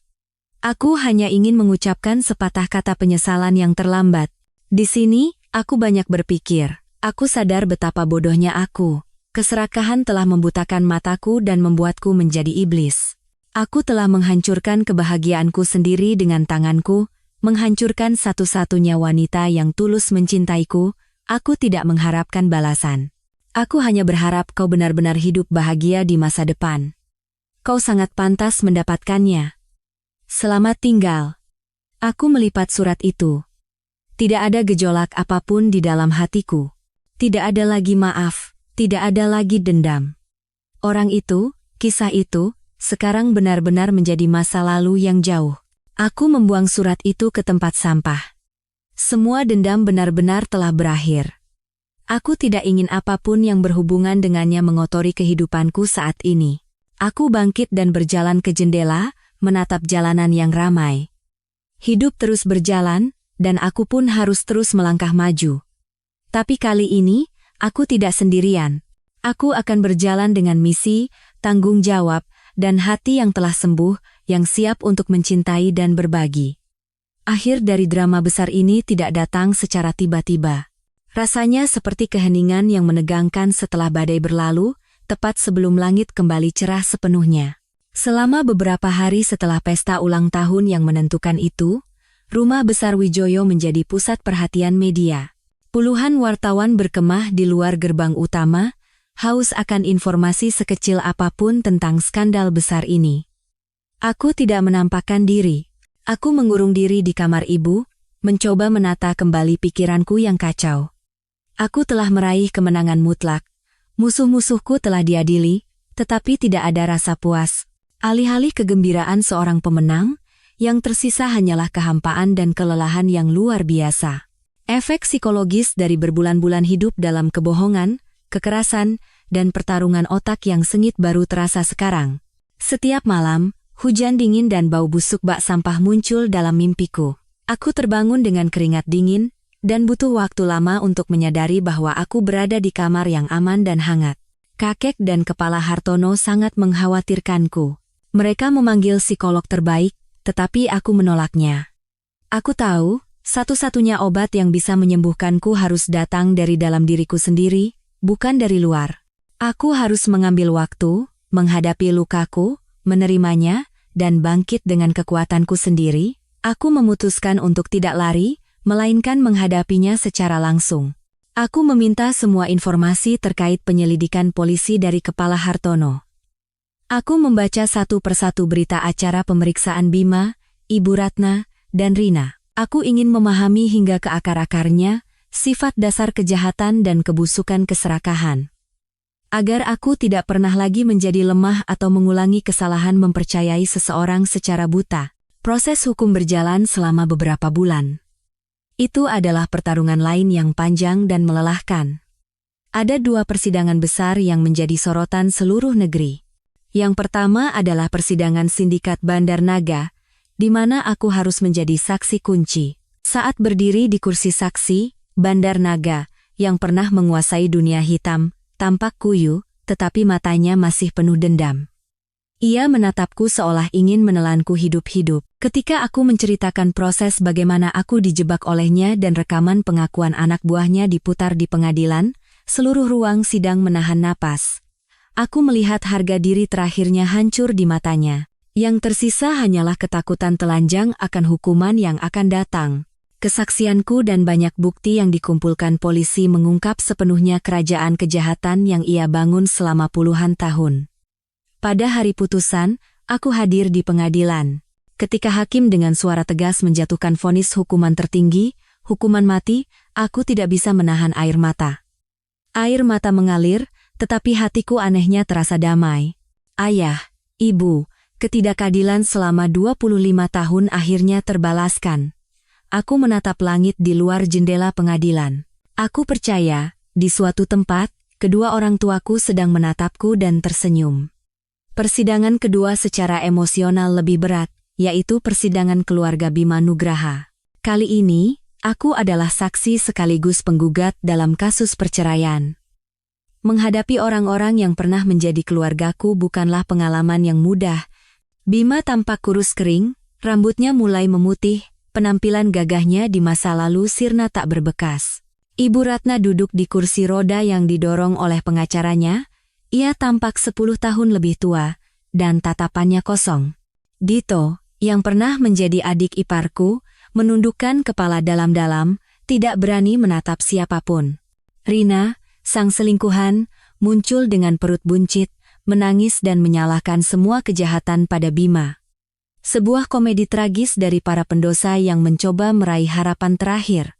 Ketika pengacaraku memutar rekaman CCTV penganiayaan Bima sebagai bukti di pengadilan, ruang sidang sekali lagi bergemuruh karena amarah. Banyak orang tidak bisa menahan rasa iba dan amarah. Aku duduk dengan tenang yang menakutkan. Aku sudah melihat video itu ratusan kali, rasa sakitnya sudah mati rasa. Aku hanya menatap Bima. Aku mengamati bagaimana reaksinya ketika kejahatannya dipertontonkan di depan umum. Ia menundukkan kepalanya, kedua bahunya bergetar hebat. Mungkin untuk pertama kalinya dalam hidupnya, ia merasakan malu. Tapi aku tahu, itu bukan penyesalan, melainkan ketakutan. Hasil persidangan tidak mengejutkan. Dengan berbagai tuduhan, Bima dijatuhi hukuman penjara 18 tahun. Rina, sebagai kaki tangan aktif, juga divonis 12 tahun. Ibu Ratna dan Dito, dengan tuduhan yang lebih ringan, divonis hukuman percobaan dan pelayanan sosial. Secara perdata, gugatan ceraiku dikabulkan, dan semua harta yang dirampas Bima melalui penipuan diperintahkan untuk dikembalikan. Pernikahanku selama 5 tahun secara resmi berakhir dengan sebuah putusan pidana. Setelah semua persidangan selesai, hidupku akhirnya memasuki keheningan. Tidak ada lagi pertemuan dengan pengacara, tidak ada lagi persidangan yang menegangkan. Aku ditinggalkan sendirian dengan sisa-sisa badai. Aku merasa tersesat, tujuan balas dendam telah tercapai, tapi setelah itu, bagaimana aku harus menjalani hidup? Saat itulah Kepala Hartono masuk ke kamarku membawa sepucuk surat usang dan lecek. Nona muda, ada surat dari penjara. Dari Bima Nugraha. Aku menatap surat itu, tetapi hatiku tenang. Aku berpikir untuk membuangnya tanpa membaca, tetapi rasa penasaran menahan tanganku. Aku ingin tahu, setelah semuanya berakhir, apa yang ingin ia katakan. Saat aku membuka surat itu, tulisannya tidak lagi rapi seperti dulu, melainkan miring dan bergetar seperti orang yang telah kehilangan semua kekuatan. Untuk Sinta, istri yang telah kuhianati, ia memulai dengan kalimat klise. Aku menulis surat ini bukan untuk meminta maaf, aku tahu aku tidak pantas. Aku hanya ingin mengucapkan sepatah kata penyesalan yang terlambat. Di sini, aku banyak berpikir, aku sadar betapa bodohnya aku. Keserakahan telah membutakan mataku dan membuatku menjadi iblis. Aku telah menghancurkan kebahagiaanku sendiri dengan tanganku, menghancurkan satu-satunya wanita yang tulus mencintaiku. Sampai di sini, aku tertawa sinis. Kata-katanya terdengar bagus, tapi aku tahu itu semua kosong. Jika ia tidak tertangkap, apakah ia akan mendapatkan pencerahan seperti ini? Ia melanjutkan, aku ingat hari pertama kita bertemu, kau begitu tulus dan baik, dan kau mempercayaiku tanpa syarat. Cintamu tulus, tapi aku memanfaatkannya sebagai racun. Aku pikir aku orang pintar yang bisa mengendalikan segalanya, tapi aku salah, aku kalah, bukan kalah darimu, tapi kalah dari keserakahanku sendiri. Aku tidak mengharapkan balasan. Aku hanya berharap kau benar-benar hidup bahagia di masa depan, kau sangat pantas mendapatkannya. Aku juga dengar kabar tentang Yayasan Sejahtera. Kau masih tetap orang yang baik seperti dulu. Mungkin itulah yang telah hilang dariku dan tidak akan pernah bisa kutemukan kembali. Selamat tinggal. Aku melipat surat itu. Kali ini, perasaan yang berbeda muncul. Bukan penghinaan atau kasihan, melainkan ketenangan yang sejati. Surat ini, meskipun terlambat dan mungkin tidak tulus, memberikan titik penutup yang sempurna untuk masa lalu. Rasanya seperti menutup sebuah buku tua. Seburuk apapun isinya, kini saatnya meletakkannya di rak dan membuka buku yang baru. Aku tidak membuang surat itu ke tempat sampah. Sebaliknya, aku membakarnya di bawah pohon magnolia kesukaan ibuku. Api yang berkobar melahap huruf-huruf, kenangan, dan rasa sakit. Melihat asap putih membubung ke langit dan menghilang, aku merasa telah melepaskan beban terakhir di hatiku. Bima, Ibu Ratna, Bandar Naga, semuanya telah menjadi masa lalu. Semua dendam telah lenyap bersama asap itu. Dalam hidupku, tidak akan ada lagi bayang-bayang kebencian, hanya akan ada cahaya dan harapan. Aku benar-benar siap untuk memulai babak baru yang damai. Waktu 5 tahun berlalu dalam sekejap mata. Bahkan lebih cepat dari 5 tahun yang kuhabiskan hidup dalam kebohongan. Waktu memang obat yang misterius, ia tidak bisa menghapus bekas luka yang terukir dalam di hati, tetapi ia mengajari kita cara hidup dengannya. Membuat bekas luka itu menjadi bagian dari kekuatan, sebagai penanda jalan berduri yang telah dilalui dan ketangguhan untuk mengatasinya. Di bawah kepemimpinanku, Grup Wijoyo mengalami perubahan yang kuat. Aku menyuntikkan semangat baru di atas fondasi kokoh yang telah dibangun oleh kakek dan para pendahulunya. Aku dengan berani merestrukturisasi bisnis-bisnis lama dan berinvestasi secara intensif pada proyek-proyek berkelanjutan seperti teknologi ramah lingkungan dan energi terbarukan. Awalnya, bahkan para pemegang saham senior di Dewan Direksi meragukan keputusanku. Mereka bilang aku mengambil jalan yang terlalu berisiko dan idealis, tapi aku tetap teguh pada jalan yang kupilih.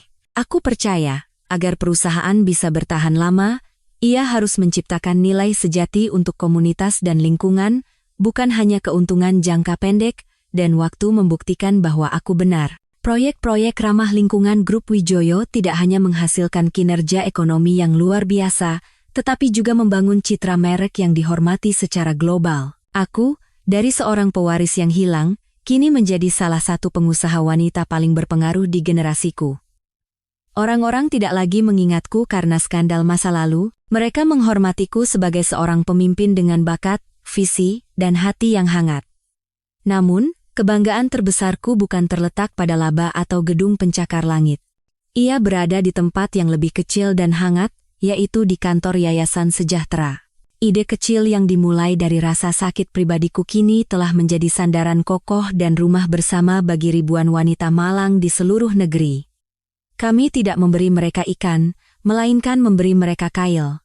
Kami menciptakan tempat berlindung yang aman untuk menyembuhkan luka fisik dan batin mereka, dan memberikan bantuan hukum gratis untuk mendapatkan kembali keadilan mereka. Selain itu, kami membantu mereka mandiri secara ekonomi melalui berbagai pelatihan kerja, mulai dari menjahit, memasak, tata rias, hingga pemrograman dan pemasaran. Setiap kali aku melihat senyum yang kembali di wajah para wanita yang pernah putus asa itu, aku merasa hidupku benar-benar bermakna. Penderitaan pribadiku telah berubah menjadi kekuatan dan harapan bagi banyak orang. Itulah balas dendam yang paling manis. Bukan melihat musuh hancur, melainkan justru bersinar lebih terang ketika mereka mencoba memadamkanku. Kakek, yang kini berusia lebih dari 80 tahun, masih sehat walafiat. Beliau sudah pensiun total dan menikmati masa tuanya dengan merawat anggrek di taman atau bermain catur dengan teman-temannya. Kadang-kadang, dengan tongkatnya, beliau datang ke Yayasan Sejahtera dan diam-diam mengamati aku bekerja, serta para wanita dan anak-anak yang menemukan kehidupan baru di sini. Di matanya, terpancar kebanggaan yang tak bisa disembunyikan. Aku tahu, aku tidak mengecewakan kakek dan juga ibuku. Kepala Hartono masih setia di sisiku sebagai pengawal yang setia dan keluarga terdekat. Ia sudah membangun keluarganya sendiri, tetapi tetap tinggal di rumah besar, mengatakan bahwa melindungi aku dan kakek adalah alasan hidupnya. Hubungan kami sudah melampaui hubungan atasan dan bawahan, terikat oleh ikatan kekeluargaan yang tak terpisahkan. Hari ini adalah akhir pekan yang cerah. Aku tidak membuat janji apapun. Aku menyetir sendirian ke tempat yang sudah lama tidak kukunjungi. Lingkungan miskin tempat aku tinggal saat kuliah dan awal pernikahan. Ganggang sempit dan lembab itu masih sama. Kamar kos sempitku yang dulu kini dihuni oleh orang lain. Aku menatapnya dari kejauhan. Mengenang masa-masa miskin namun tulus. Meja makan yang lauknya hanya sayur dan tahu, malam-malam yang kuhabiskan di depan mesin jahit untuk mengejar pesanan. Hidup saat itu sulit, tetapi hatiku damai. Aku tidak menyesali masa lalu itu. Masa-masa itulah yang membentuk tekad dan ketabahan sekuat baja yang tidak bisa dibeli dengan uang. Aku mampir ke kafe buku tua di sudut lingkungan, tempat aku pertama kali bertemu Bima. Kafe itu masih mempertahankan suasana kuno dan tenangnya. Aku duduk di sudut, memesan kopi hitam tanpa gula. Aroma kopi dan bau kertas tua yang bercampur membangkitkan kenangan samar. Aku duduk di sana bukan untuk mengenang cinta yang telah mati, melainkan untuk menghadapinya dan mengucapkan selamat tinggal yang terakhir. Aku memaafkan. Bukan memaafkan Bima, melainkan memaafkan diriku sendiri. Memaafkan kenaifan masa muda yang bodoh karena salah mencintai seseorang. Agar masa lalu benar-benar bisa terkubur dan hatiku bisa menemukan kedamaian. Saat aku sedang melamun, sebuah suara lembut terdengar di sampingku. Maaf, karena tidak ada tempat duduk lain, bolehkah saya duduk di sini? Aku mengangkat kepala, seorang pria berusia pertengahan 30-an berdiri di sana. Ia mengenakan kemeja biasa dan kacamata, berkesan intelektual. Ia memiliki senyum yang baik dan tatapan yang hangat. Aku mengangguk dan bergeser ke dalam. Ia duduk dan memesan teh kamomil. Kami terdiam beberapa saat, tenggelam dalam pikiran masing-masing. Lalu, ia yang pertama kali membuka percakapan. Saya Arya, seorang guru bahasa. Saya sering ke sini mencari ketenangan. Senang bertemu Anda, nama saya Sinta. Aku tidak menyebutkan profesiku. Saya hanya sedang mampir ke tempat tinggal saya yang dulu. Kami mulai berbincang, awalnya hanya sapaan ringan, tetapi pembicaraan semakin dalam. Ia bercerita tentang kecintaannya pada sastra dan dilemanya sebagai seorang guru. Aku berbagi tentang pekerjaanku di Yayasan Sejahtera dan kisah orang-orang yang kutemui di sana. Anehnya, kami sangat nyambung. Ia sama sekali tidak tahu siapa aku, dan tidak terintimidasi oleh status atau kekayaanku. Ia memandangku sebagai seorang wanita biasa, mendengarkan ceritaku dengan empati dan rasa hormat yang tulus. Menjelang senja, kami berpisah. Ia meminta nomor kontakku, dan tanpa ragu aku memberikannya. Aku tidak tahu bagaimana hubungan ini akan berlanjut, dan aku tidak berharap banyak. Cinta bagiku sekarang bukan lagi sesuatu yang agung yang harus dipertaruhkan dengan nyawa. Ia hanyalah pertemuan dua jiwa, berbagi dan saling memahami. Meskipun pertemuan ini tidak berlanjut menjadi sebuah hubungan, aku merasakan kehangatan. Aku mendapatkan keyakinan bahwa setelah badai berlalu, masih ada orang-orang baik di dunia, dan mungkin ada takdir baik yang menantiku.